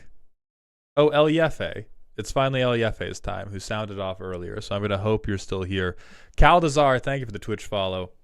Where's Eliefe? Eliefe is 3:07 p.m. I see. It's Alicia the Redeemer, a 7-mana 7/7 Flample lifelink. On ETB, return target creature or enchantment from grave to field. Once during each of your turns, you may cast a creature or enchantment card from your graveyard. I think that second line of text is superfluous to what the card does, which is I cast Ephemerate and reanimate everything. Yeah, so the first ability is just like flicker material. For 7 mana, it's again like once you get above 6 mana, holy shit, you got to do an awful lot. So I'm not convinced that is horrid. But yeah, that second ability is Terrador. But it also does enchantments. Right. But I am completely convinced that anything you're doing with the second ability, you just fucking cast a flicker card instead. Yeah, 100%. In fact, you reanimate a flicker card and it flickers this, and you reanimate a flicker card and it flickers this, and you reanimate. Well, yeah, and you have Elish Nord on board, so you get like whatever. You know what I mean? Like every time you flicker this, you're getting 2 reanimates off of it. So you just bring your whole thing. So just axe this last ability. This first ability is cool. Great job. 7 mana for basically what is a big karmic guide in the command zone. Yeah, karmic or guide. It's fair, but it's not fun. No, this card's fun. Fuck you. I can flicker it. It's fun. Therefore, 3/3 elk. That's the quote. I don't think it has to be attack instead of enters. White, like this is very karmic guide pilled. It's just so expensive that in the command zone, if it didn't do this, it would be unplayably awful. This is the inherent problem of making something cost more than 5 mana. It's 7 mana. I reanimate Avacyn, and then now it's protected, and I can start flickering it every turn. This is entirely fair. Yeah. If it was cast, you don't need to put that on this card. This is a 7 mana karmic guide. Karmic guide exists, and it's totally fine. And people flicker karmic guide. Yeah, exactly. Karmic guide has echo, which makes it a little cumbersome, but this is 2 mana more. Yeah. So like, this is fair. Just remove the last ability. No one's going to use it. So just, there you go. You did it. Mm-hmm. This card is totally fine. You can just remove this last ability because it's redundant. This is what this is. Like the thing that is the most upsetting about this card is some poor child who thinks angels are really cool would play this as their commander, and anybody who played Magic well would immediately go like, oh sure, I'll just counterspell it. And then the poor 15-year-old is going to be like, why won't you let me have fun, when they attempted to put a soft game win on the stack. And that's the only thing that... And it's their fault for not running Cutsil into their horrible yeah. Exactly. Like, so, the world works out well. All right. This is how learning happens. Hellcat, have a good one. If we get to your cards, do you want us to do them for the VOD or wait till you can be here? And Atrax is chosen. Thank you for the 6 months at tier 1. You are my dedicated little simp, and I'm proud of you. Alternative compromise. This is a perma game changer. Please tell me why this card's a game changer. No, it's a game changer because now the playmat is stained with tears after I counterspell it. Explain your reasoning. show your work. Short essay answer. Okay, I need to use the bathroom, so we're gonna hit another ad break, and then we're coming back because the pre-roll demons are back. Not like we're about to stream me pissing. I'm out of daily games, man. I need to find more. Start yapping. What'd you eat for breakfast? Did you have goat meal? All right, I pressed my 3-minute button. All right, so, oh man, what daily game do I play now? What daily game do I play now, chat? Give me some recommendations. I need more daily games.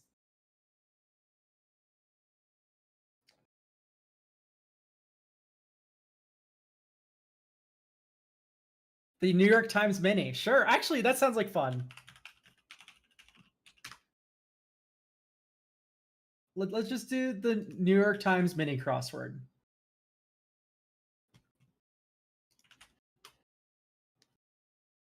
I'm a big fan of mini crossword. What is Scrandle? Daily game of food comparison. Play daily. Each food has a percentage rate by social. Click which food item you think received the higher rating. Chat! You obviously pick currywurst and chips. It's just more. You just get more objects. Is this normal for this game? Do you want the thing or do you want the thing with fries? How is this an option? What do you mean? The next one is just it with fries. It's just more. But look at the cost. Oh, okay. Whatever. Okay. Pepperoni pizza. It's pizza. The pizza diff. It doesn't matter the cost.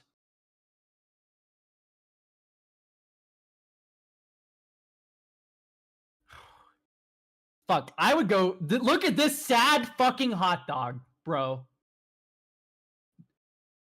For like, okay, this is actually like $6, but roast potatoes are just better. It's just a better food. That's going to make me full for that price. That's not going to make me full for that price. Even if I got 2. Oh, God. Okay. All right. I not sorry, only... What'd you do? I'm getting mad. What happened? Open up the fucking Scrandle. What the hell is a Scrandle? Open up the Scrandle and you're going to do exactly what I did. Okay. I'm going to have to Google... Are you going to get me put on a list when I Google Scrandle? I put it in chat. You just click it there. Scrandle.com. The thrilling daily game of food comparison. Play daily. Yes. Let's scran! Okay, each food item has a percentage rating picked by social media polls. Choose which food item you think has received the higher rating. Think about everything you see, the price of each item, the country, the quality of the photo, and any included extras. Yeah. So what got... I'm only 3 in. I'll wait for you. And it's great. I've never heard out this bad. You know why? Because food, I take it seriously. This website, fucking clown website. Okay, so I'm supposed to pick the one I think got rated higher? Yeah, look at the 2 options in front of you. What got rated higher? Okay, so it's a crustywurst and chips from England for £8, or currywurst with a bread roll for £3 in Germany. I mean, there's no way we're picking fucking English food, so the German one. Yeah, okay. I was like, the other one just comes with fries. I'm like, you just get more food. No, yeah, but it's British fries. That's basically cold potato. All right, I got the next 2 right, at least. Then we have I'll wait for you. $8 pepperoni pizza, or what looks like a British person's vomit. So I'm going to pick the Australian thing, right again. Mm-hmm. Next we have a Netherland hot dog or roast potatoes with beef brisket gravy. However, that is British, so I'm picking the hot dog. Damn. No, look at the hot dog, dude. That's sad. And Yeah, pathetic. but the other thing's Listen, I'm just gonna vote against England every fucking time. How, dude? The British chicken burrito? Dude, that looks fine. All right, pastrami, grilled peas. Oh, they're both British now. So it's either a steak pie with chips and mushy peas. Jesus. I mean, it has to be Yeah, the cheesy bacon yeah, fries. Yeah, yeah, dude, yeah. really? I was gonna go with pastrami. No, the pastrami thing had cheesy bacon fries. I was I like, see, I I see. was like side and main clears. Okay. Dude, people see mushy peas and they kill themselves, and I'm just like, I don't. What are you on? It's like actually just not that bad. All right, we have Tropero. I'll go with the Brazilian thing because it's cheap and looks fine. You are all idiots. Yeah, I would have done the same exact thing.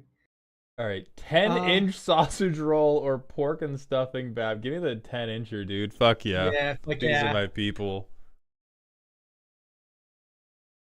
I'm not even Lemon gonna tart. People hate read. France. I'm not Yeah. even Ooh, reading no, that. no, no. That looks like a I looked Magic a the little Gathering closer. creature. I looked a little closer and I was like, you know what? I'm out. I'm fine. I don't like fish skin. Yeah, People don't like listen. fruit on Well, no, pizza. pepperoni belongs on pizza. Kiwi and sausage can get out of here, though. I imagine it's fine. It's probably up there with like pineapple is like sort of like a similar sort of thing. I like pineapple on pizza. It's my favorite topping. Yeah. Ultimate burger or steak pie? Well, people like burgers more than pies. Mauled, can Scrandle be a stream ending ritual from now on? Yeah, we can do the Scrandle. Either stream ending or stream beginning. I think I almost want to do stream beginning because it's important for me to jingle keys to make you motherfuckers show up. You have no idea. You have no idea how devastating to my mental health it is when that little like Twitch graph takes too long to curve up to the homeostasis point. I don't know why you keep freezing. Can you stop doing that? All right, where the hell are we in the custom card teams? We're looking for Sturmfire again. Oh wait, hold on. I think we've seen Stop Hitting Yourself before. This might be one that Sturmfire submitted to me individually before. Yeah, if there's a mod in chat for me, by the way, just make sure you ban anyone that says like pineapple on pizza is cringe. Because it's just such slow tier bait, you know. You just know you're wrong. And let's talk about this, Elk. Pineapple on pizza is great. Ham on pizza is a mistake. I don't like ham on pizza. No, you're entirely biased for that. We're gonna go get pizza in Atlanta then, because we actually will have similar tastes about it. Targ, thank you for the 5 gifted community subs. Welcome to Dog Heaven. Yeah, pineapple's great. Ham is a mistake. Do you know my go-to pizza? No, what is it? It's pineapple. It's pineapple. That's it. I just get pineapple. I love pepperoni and pineapple. I don't really like pepperoni. It depends. It depends because you can get good pepperoni and then you can get like grease bombs on your pizza. Oh yeah. It's got to be good pepperoni. Yeah, like I don't like I don't like it when it turns into a fucking grease oil slick pizza. Okay, we are at 3:18 p.m. for you. Okay. We have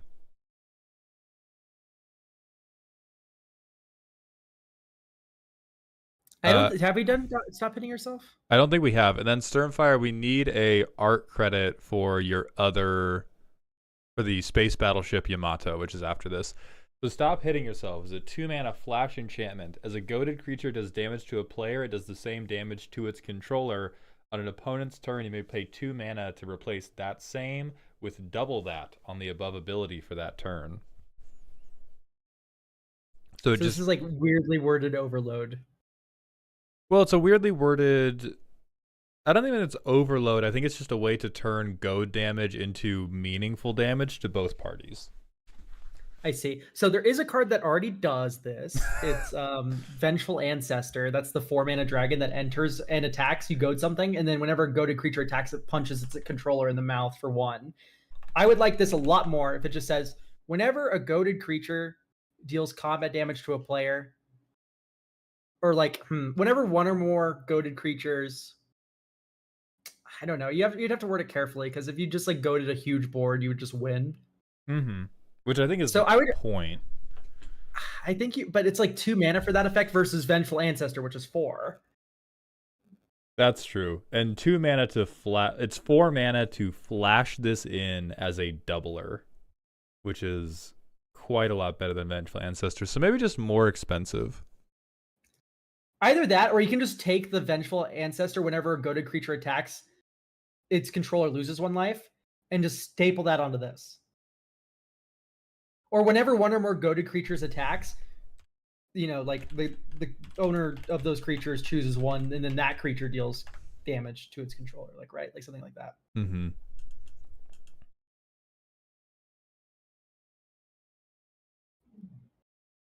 Okay, next we have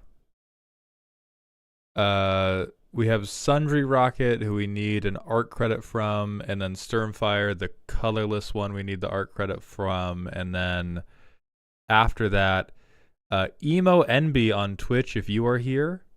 After that we have Crowd, and then Hellcat, who left. Let me look if they said if they wanted their shit in the VOD or not.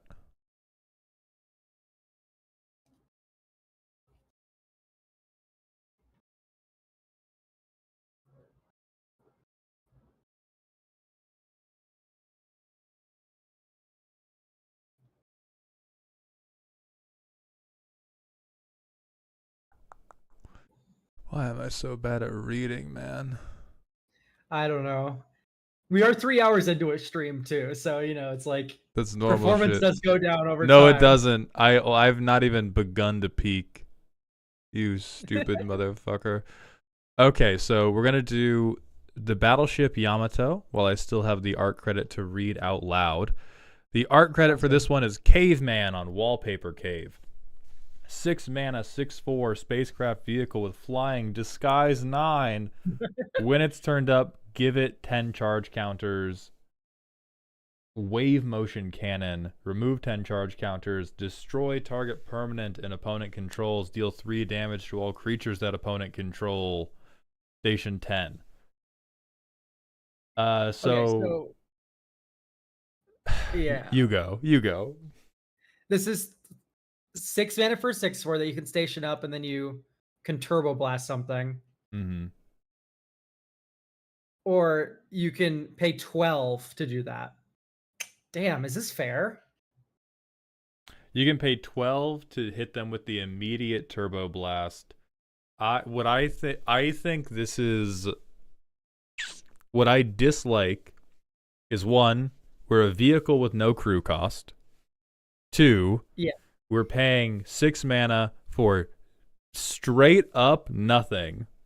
I think that's gonna have. I think this is better designed than Dawnsire. I'll give it that, which is a very, very low bar in my mind. Yeah, ignore vehicle. My thought is that the vehicle was just like, oops, silly goose. It's a spacecraft, period. And then I see what you're doing with the disguise flip face up thing. What I dislike about that is if we're making things legendary, I do think it's reasonable to try to be like, this should feel at least okay as a commander. And if you do the disguise thing with this, it no longer does, because we know exactly what you have disguised. It's the giant hulking battleship with a small tarp on top of it. So this is also just a flavor disaster. Is like the Yamato known to like cloak itself? Is that something that this thing does? Most spacecraft can cloak itself. Also, Zenorum, by the way, for someone who's missed y'all's Edge of Eternity streams and haven't had time for it, we haven't done it yet. We haven't done I did a spoiler review on Tuesday, but we have not done the set review. And then we haven't looked at pre-con decks either. So yeah, you have not missed it. You've missed it if time is not continuous, then you've missed it. Yeah, if you are living in a weird non-Euclidean world where time is not linear, then yeah, Euclidean time, it is yet to come. Okay, then. So I don't mind station payoff being soft board wipe when the thing is expensive and the station's high. Yes. I think that all of our paths to this are very weird and unsatisfying. Yes. It should at least be like a smaller spacecraft before it becomes this big thermonuclear bomb. Because a 6 mana flying artifact creature that's like a 4/4 Mm-hmm. that you have to station to get up to there is already like really low floor. Yeah. So, And we have a comment on YouTube. Mr. Hound, why is Elk so tiny and imprisoned? Because their fucking camera died in the Stream Together, and so Stream Together defaults to putting your like Twitch icon in a box, and so that's why that's cool. Elk is imprisoned on their own volition. Here, I can fix that real quick. It's my OBS virtual camera. It'd be so awesome if I accidentally face revealed because I did the wrong That's camera. so funny. Oh yeah, it would need haste to do the instant thing, which genuinely makes me like it less. I feel like it should be able, if we're going to spend 15 goddamn mana, I should be able to like pop out and show you. Well, you cloak it, you disguise it, and then you flip it over on someone's end step, and then you go on your turn. You can plow. But that once again, it's just like it doesn't feel like flavorful. Mm-hmm. That's my only real gripe with that.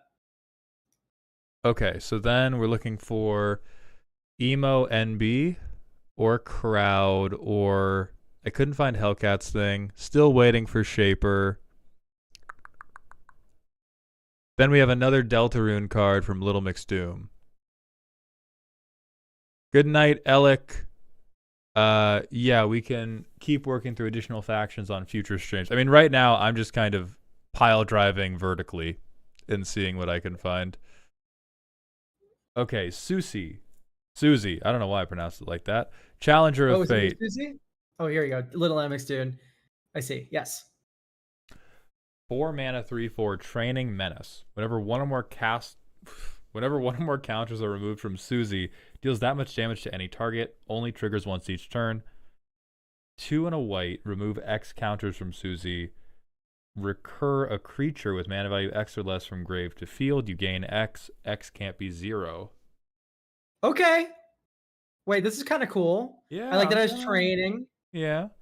So we have How does training put counters on? So training is when you attack with a creature that has greater power. Okay. Which in Gruul, getting above 3 power is very easy. Or Naya, I guess, because of that better heal ability. Yes. There is something to be said about maybe you return it with a finality counter if you don't want Spore Frog loops, but I think if you do Spore Frog loops, you're just like, this is fine. If you're doing Spore Frog loops, I think you have to turn in your like Gruul player card. Well, this isn't Gruul. This is Naya, man. We're getting a little bit more degenerate than Gruul here. Yeah. Okay, so I like that a fair bit. I think Spore Frog loop is the thing I like the least. But this is a cool and interesting way to utilize counters in Naya that are not just I make a million 1/1s and play Kathar's Crusade. This is very thematic as well. This is actually this is incredible flavor win for those that have played Deltarune. They know it's up. Mm-hmm. Very good. Yeah, sorcery speed on the second ability should be the case. Oh yeah, I was kind of operating with that. That second ability, Better Heal, should be sorcery speed only. You can't. Yeah, this would be a little bit too much.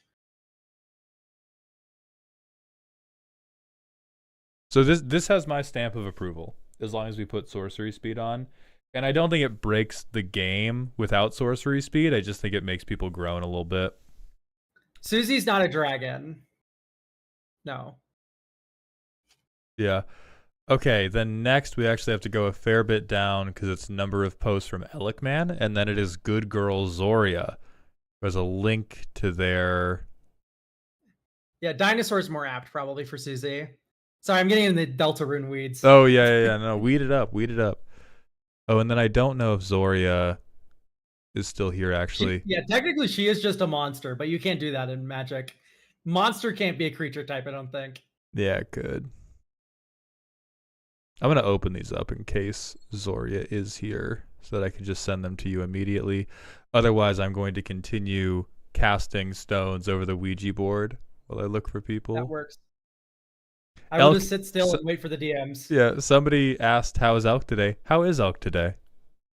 I was doing fine until the Scrandle.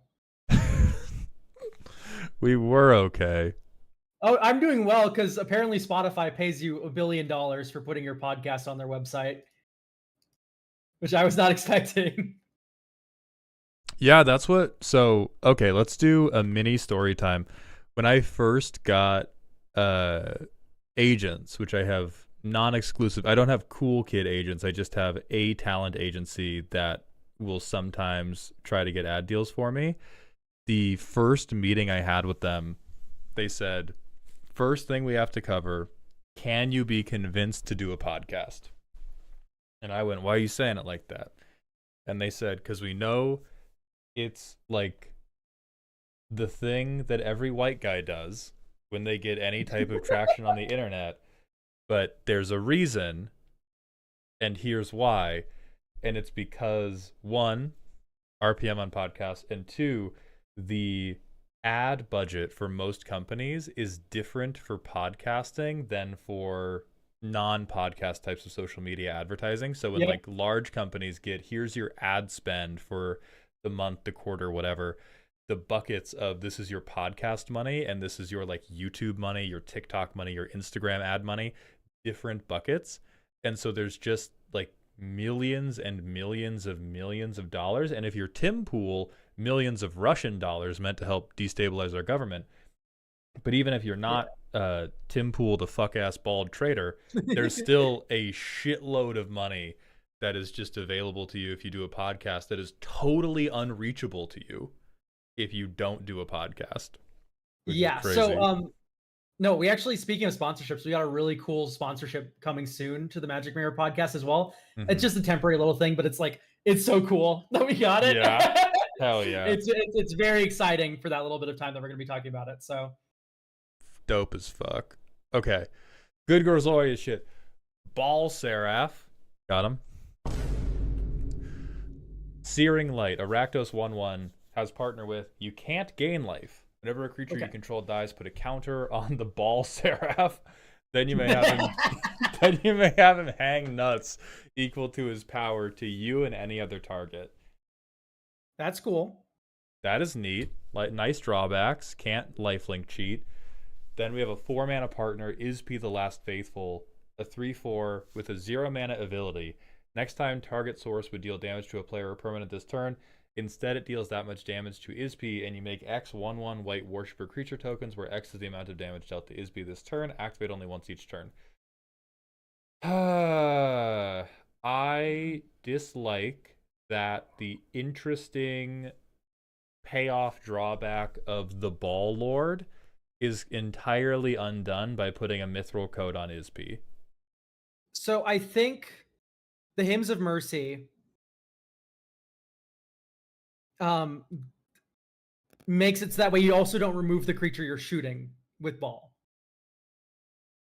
Also, these should probably just be white clerics, right? Worshipper doesn't exist. There's no reason to make this a creature type. But well, I mean, it prevents the thing you're shooting, but it does just make you a big old board. And this also works with Blast Act. Right. And I can't help but notice we have a bunch of, in Mardu, very sacrificable 1/1s that will trigger Ball Seraph because it does not specify non-token creatures. This Ball, and then, yeah, Ball should probably say non-token, because the fact that Ipsy makes a fuckload of fodder is an issue. And then also Goblin Bombardment's a thing you really need to take into account here. Because if you go activate Ipsy, Ball, sack a creature to Goblin Bombardment, Ball has like maybe 3 counters on him already, you get like 4 1/1s, and then you go sack the 1/1, sack the 1/1, sack the 1/1, sack the 1/1, and you just go nuke, nuke, nuke, nuke, and you nuke yourself too a little bit. But like if you have more life than your opponents, you just win there. Like that's an issue, I think. Significant issue. Well, and you just get a huge guy, so at some point you can just stop nuking yourself and just Chandra's Ignition. Like I really dislike activate only once each turn is saving it. I might like it even more if we put the full VV break of only on your turn. Because otherwise this just becomes half of my deck is how do I make Ispi indestructible, half of my deck is how do I sacrifice, and then I have 1 copy of Chandra's Ignition and I Skull Clamp, pass it around, and every turn rotation, I am just free non-bowing my own damage trigger and making such a wide board of 1/1s that you can't hurt me. And then eventually I cast Cracker Hoof, I cast anything. This is also what annoys me is this is just another Impact Tremors deck. Yeah. It's just another Impact Tremors deck. And I don't want it to be that. This is like, you have such cool potential with the ball, Mm-hmm. and you dropped it, you know? A little bit of humor there. Shut up. Well, now I approve of this card just to spite Elk. Yeah, I do think this is incredibly cool Rakdos card. The specific execution of the white card is turning the consequence of this deck into something very, very mundane. You go from this very cool and weird thing into this extremely mundane thing. Yeah. All right, we're gonna. No, I like ball. Maybe make it non-token, and then find something different for Ipsy to do something weird with this. All right, now we're looking for Fish Wizard and maximum power.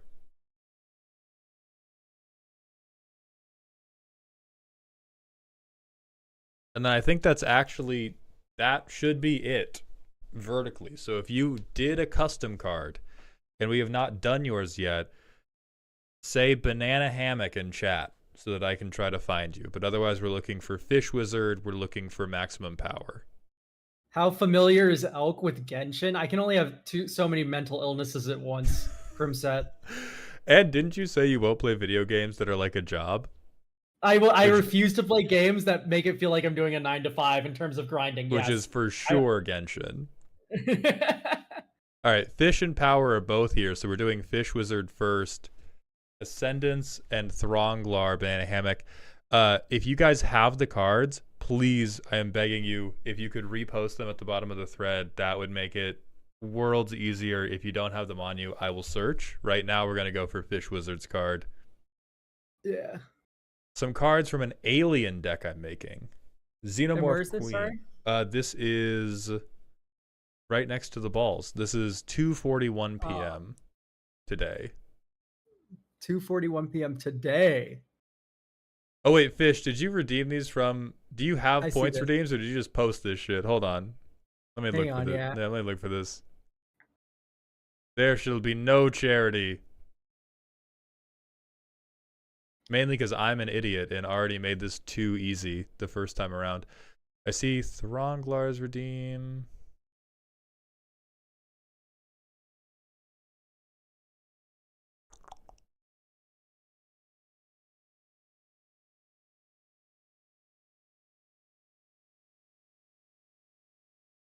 Okay, I do not see Fish Wizard in the points redeems. I'm going to see if they were a Ko-Fi redeem before I even look at chat because I'm stupid and bad at communicating. Oh, no, you just posted Don't Look My Shame. All right, in a future stream, when we are back up to opening new submissions, we can get those for you. And then same question to maximum power, since those look like these were posted at halfway through this stream. I'm going to go look for... Okay, here's Thronglar's at the bottom, which I know is one of the redeems. Trollger, High Tower Idiot, a 6-mana legendary creature, human Morion, 4/4 menace. If it has flying, it gains 7/7 trample, and when it leaves the battlefield, return it to the battlefield. Yeah, you saw that right. He wasn't even smart enough to spell human moron. Perfect card, no notes. Yeah, I mean, it makes sense that if flying, it should be like a 0/3 if not flying. So, Mal, do you understand the joke here? No, but also art credit, pretty please. What's the joke, Elk? So, Trollger is like a niche loadout for soldier. It's like the colloquial term for it. Basically, you run a rocket launcher that does 0 damage, but it still knocks you back, so you can rocket jump with it as much as you want. Mm-hmm. And then you run boots that whenever you land on someone, you deal damage to them. And there's also a shovel called the Market Gardener that critically hits while you're flying in the air. If you hit someone with a melee while you're flying in the air with the Marker Gardener, it guaranteed does 195. Now, keep in mind, most classes in the game have 200 health. So, like, it'll instantly kill anyone who's been breathed on. What the fuck? Okay. So you, like, a rocket jump towards someone and you fucking cave their skull in with a shovel. But here's the thing, you're incapable of damage unless you're flying. So my thought is maybe we just make this a 0-4. And it gets the incredible buff when it's flying. 0-4? The whole point of... Yeah. The whole point of the Trollger is it does fuck all. This loadout does fuck all unless you're in the air. You do 0 damage on the ground. Straight up, 0-4 plus 11 plus 11. I think if you double strike a flying Trollger, you should be able to kill a man. Yeah, that makes sense. Yeah, I like that. I like 0-4 plus. Okay. Art Most credit. classes have 125 elk. You're just lying to me. You're a spest. I played Team Fortress. There's one class with 125. We're gonna get sued. This is in the VOD. We're gonna get sued. The art credit. David Ludd Draws on Insta. Thank you for that credit. Thronglar and Mango catch that if we fucking clip this. So Fish, we had to pause the redemptions. These cards are all from a stream we did 3 weeks ago, and Sniper has 125. we have spent, I think now, like 12 continuous hours reviewing the custom cards from that one stream.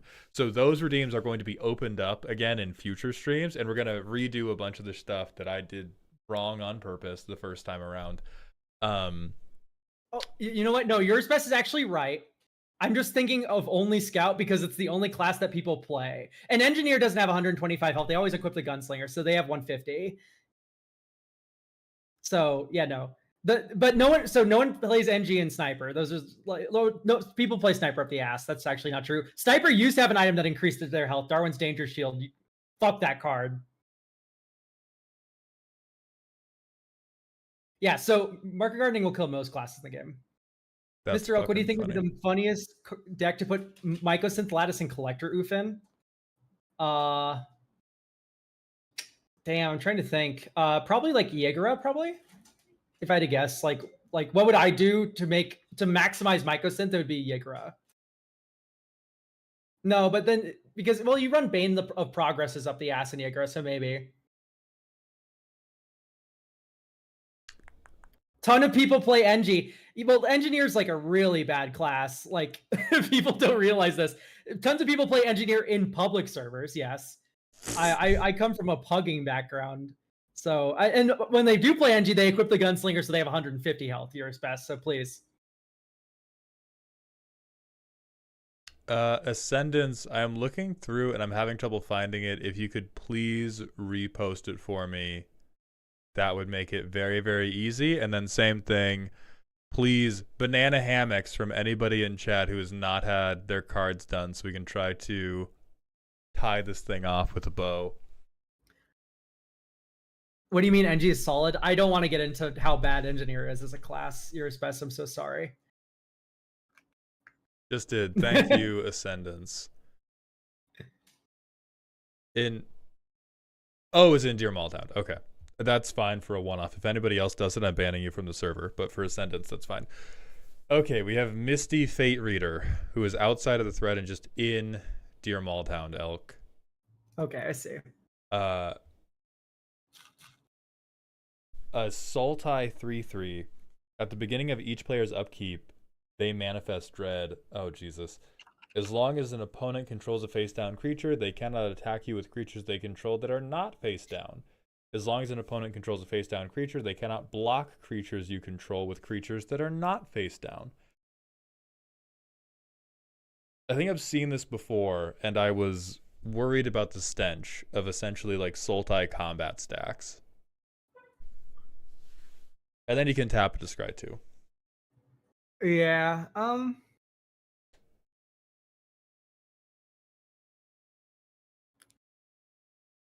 Like, this is really just, everybody gets the face down 2/2, and those are the only creatures that are combat relevant for them as long as it's on the board.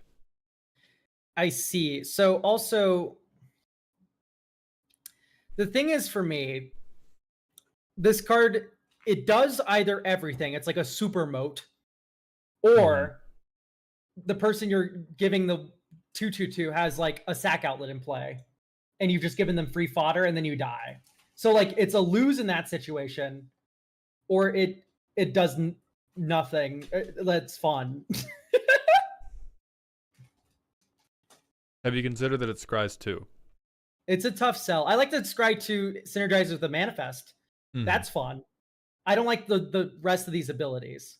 I like the first ability. I don't like the next two. It should do something else.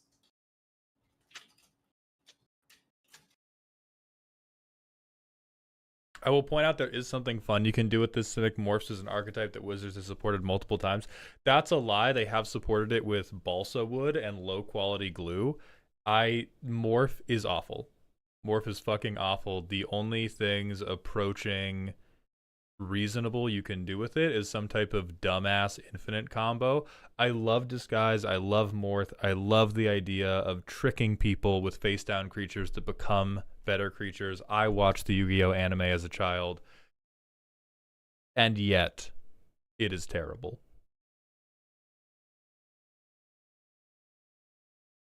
Yeah. I would maybe say what would be fun with this is each player manifest dread. There's a Scry 2 here. And then like creatures can't block creatures without names or something like that. So just all the morphs have unblockable. And then you get a fun crash out instead of a horrible pillow fort. So just like all the nameless creatures have, and your deck is the best bit built assumingly to take advantage of that. Because you have like cheap creatures with good combat damage triggers or something. They can morph up in combat. Yeah, and Sultai is really good at that. Sultai would have a lot of ways to... Yeah, you get Felix 5 boots and stuff, right? Like you're the combat trigger colors according to Wizards. So yes, I think you make all face down creatures unblockable and each player morphs. And then you have fun combat moving the game forward instead of horrible moat. Except for the aristocrat player who doesn't get moated. Oh God, we have to, hold on, we have to have an intervention for YouTube. Brandon's asking, I considered changing my Voltron/Enchantress Cotis deck list to a morph deck. Is that a big mistake? Yeah. Don't do that. Don't walk that path. If you want to do a morph deck, I think there are some morph specific commanders for it, and you really genuinely need them. It's like, it's so rough out there.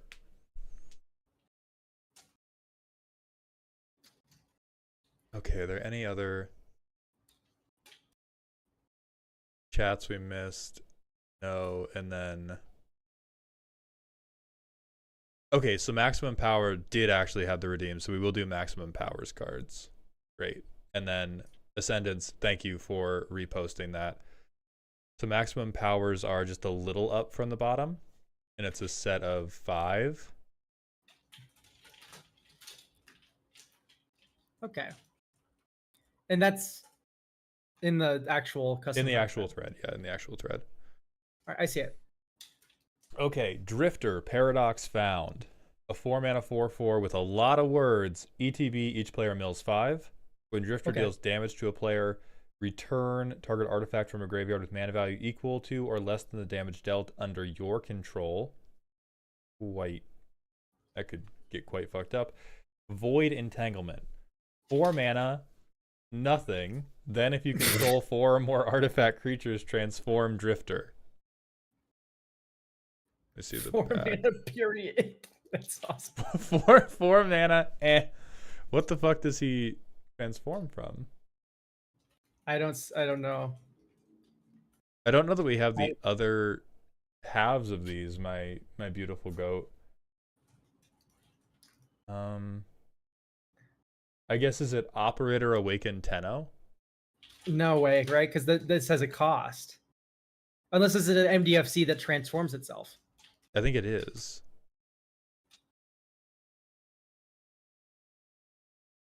Okay, yeah, it's the operator. It's the operator. So this is 5 mana. This is a 5-color legendary. Yeah. 5-color legendary. This is the front side. Affinity for Warframe. Warframes have haste. Gruul, target Warframe, fights another creature. Void Entanglement, 4 mana. Put a 1/1 on each Warframe you control. Then if you control 4 or more artifact creatures, transform Operator into Drifter? Drifter. So Enter the Spiral wouldn't work. off that. Also, by the way, look at Drifter and just look at what's his name? The 3-mana guy. Partner. Silas. Like Silas Wren is 3 mana for like if I hit you, I get to cast Something an artifact. I get to cast something I have, yeah. And I don't mill. Now, that does have to be kind of balanced against the knowledge that Silas Wren does suck ass. Power creeping Silas Wren is not the craziest thing in the world because that boy is played because he is blue-black with the word partner on him and not because of anything else on the card.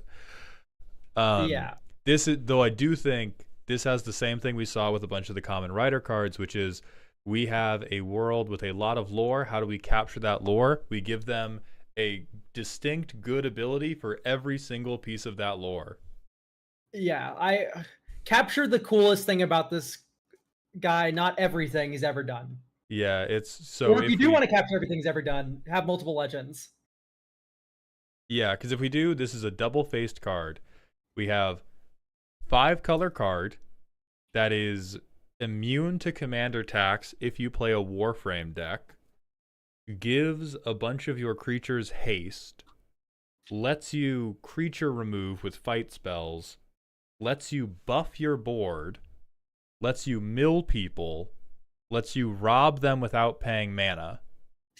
All of those abilities onto one card. We do have to commit mana for it. They don't just happen all at once for free, so it's not just like, oh my god, every CEDH deck ever would play this, but this is the type of effect where because it doesn't go immediately into winning the game, it's not going to be CEDH relevant, but it would be crushing. It would be the hydrogen bomb to the coughing baby of like bracket 2 decks.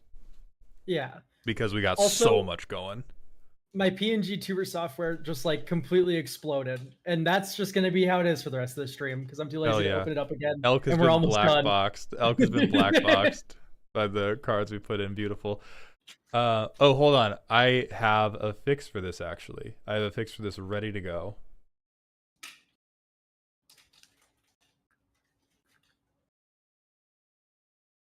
Hi, baby. Yes, please. I keep a transparent background PNG of Sephiroth in my OBS quick files at all times. So now you're just Sephiroth.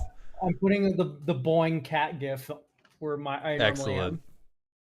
Okay, so now me and Sephiroth are going to look at Umbra Haunted Excalibur, a 6-mana 2/3 with double strike and haste. When a creature dealt damage by Excalibur dies, put 2 +1/+1 counters on target creature. When Umbra deals combat damage to a player, tap all creatures they control. If Umbra is saddled, put a stun counter on all those creatures for saddle 3. Making this very humanoid thing a mount. I love you. I don't think stun counters are Orzhov. So why is this mentioning a different creature? Excalibur is a vehicle Warframe. I mean, you're like rubbing your head and patting your stomach and like. No, they're mounts. Fuck you, they're mounts. Okay. Doing too much. Too much is happening. I have a Rube Goldberg machine, and what happens is I stun something. There's also a implicit marriage between this card and the fucked up 5-color operator, because if you like, this is playable as your commander with the new rules. However, if this is your commander, Excalibur is like never triggering unless somebody blocks like an idiot or you kill something after first strike damage. And so that first line of text is tailor-made for the fucked up 5-color operator card to make it fight something. Okay, thank God. That first ability is meant to be Umbra. According to maximum power. Whenever a creature dealt damage by Umbra, Haunted Excalibur dies. Oh, sure. Yeah. Okay. We're back to the realm of reality.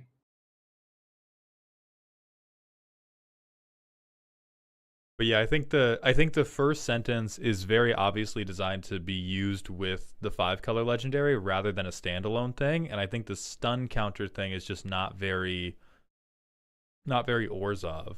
I don't know if I've With ever double seen strike, that. you would also double stun everything, which I don't know if is intentional. That feels like a little much. You would go hit them, stun them, because it has double strike. Yeah, that is fucked. And then I do think we need art credit for this one if you want hope of it being in the video, which I cannot promise. But otherwise, I will move on to Excalibur, a Boros That was what was card. confusing me.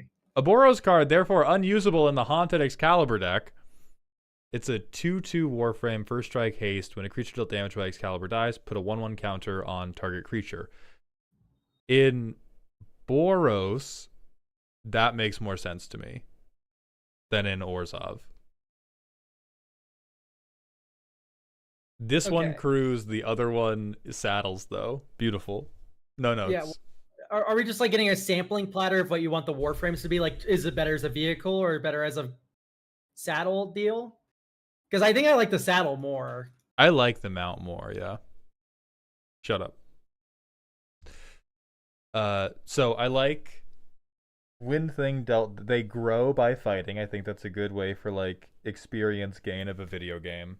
I think that effect is better in Boros than Orzhov. This card does not look like it was made to only be playable underneath Operator. So I'd like that. Yeah. And then next we have Rhino Prime Nature's Juggernaut, a 6-mana 3/6 with Indestructible and Vigilance. Okay. War Roar for 2 green. All creatures you control get a +1/+1 counter on, activate only as a sorcery. Nope. No. I don't think, right? That's too... It's so I want you to look at Catilda Dawnheart Prime. Okay. I want you to look at Shalai Voice of Plenty. Shalai, I think this effect is 6 mana. Oh shit, yeah, never mind. I thought Elk was bringing me back down to earth. I am angry enough to visit. I don't know. I don't have... My brain is melting, but this is helping it along. Okay, so this... We have basically traded... Not a 2-mana commander that does this for 6. It's a 6-mana commander that does it for 2. So you play this, he can't be killed. The turn after you play him, I can conceivably put 2 1/1 counters on my entire board. And then I can make my indestructible 5-power creature fight something. Yeah. Draw a line to Kenrith as well. 2 mana on Kenrith, which is more comparable in mana cost, is 2 mana for 1 counter. Yeah, on a creature. Yes. Okay, so I like War Roar. War Roar buffs the board. I like the implication that was brought up in chat that tap fight target creature an opponent controls. Since it doesn't say this creature, it implies that you, the player, has to do it. I enjoy that.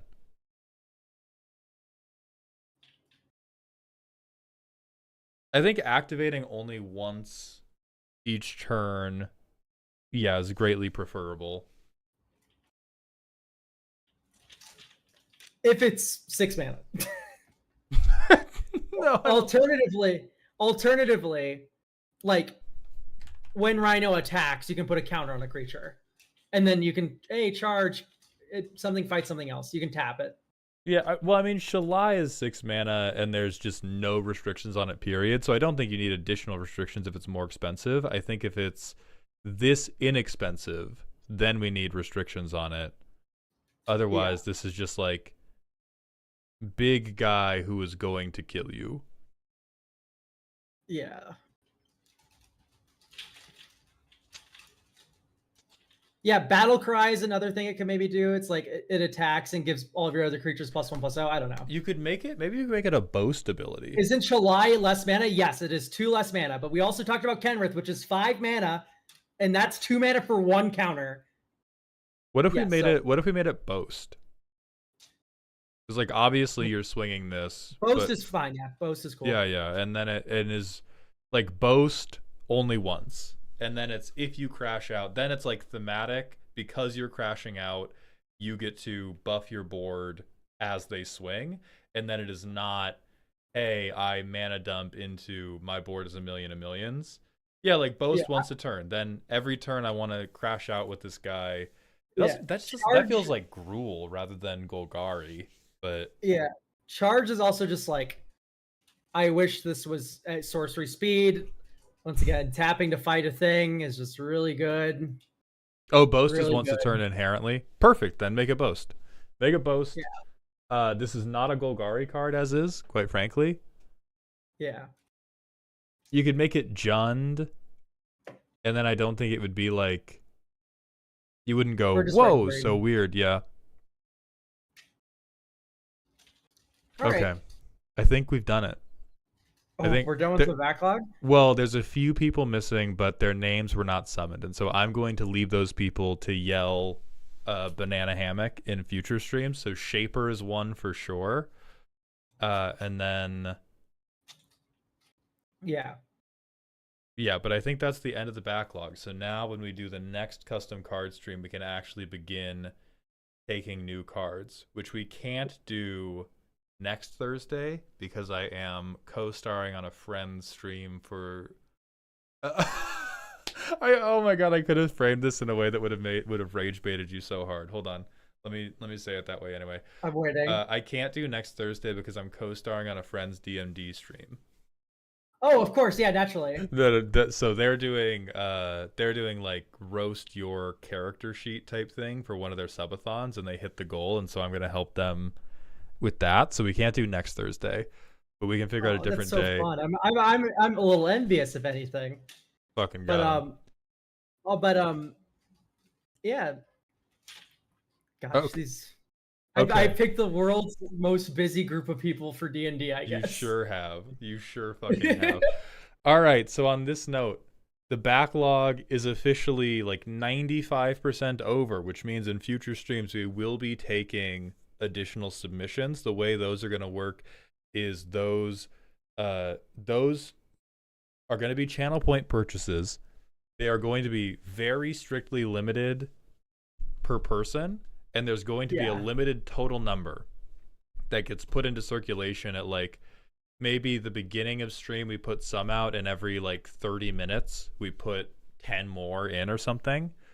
And that's how it's going to work. And the Ko-Fi slots are going to be the same. It's going to be like 5 to 10 are going to go into circulation at a time. Nobody can get more than 10 cards done a stream, no matter, if you send $1 million in, whatever, me and Elk will each get a $500,000 home and talk about however many cards you want. But you cannot get more than 10 cards done in a stream is going to be the rule. And that should make everything much more manageable. And we want to set the expectation that if you come into a stream and if you purchase a card to be reviewed, that card is going to be reviewed within half an hour to 45 minutes of you making the purchase. That's going to be the new standard for this. No more backlogging, no more calling names out into the void, seeing if you're in chat. It will just happen because we're going to do like 10 at a time and open up 10 more slots if we feel like doing 10 more. Like that's just how it's going to work. Yeah. Coyote, thank you for the 50 bits. Question. I've been thinking about doing some cards for Warframe, which I know you've gotten a lot of cards for. Would you rather see unique cards, or do you like seeing other takes on the same creature? I think both are good. I don't know enough about Warframe to be tired of it at all.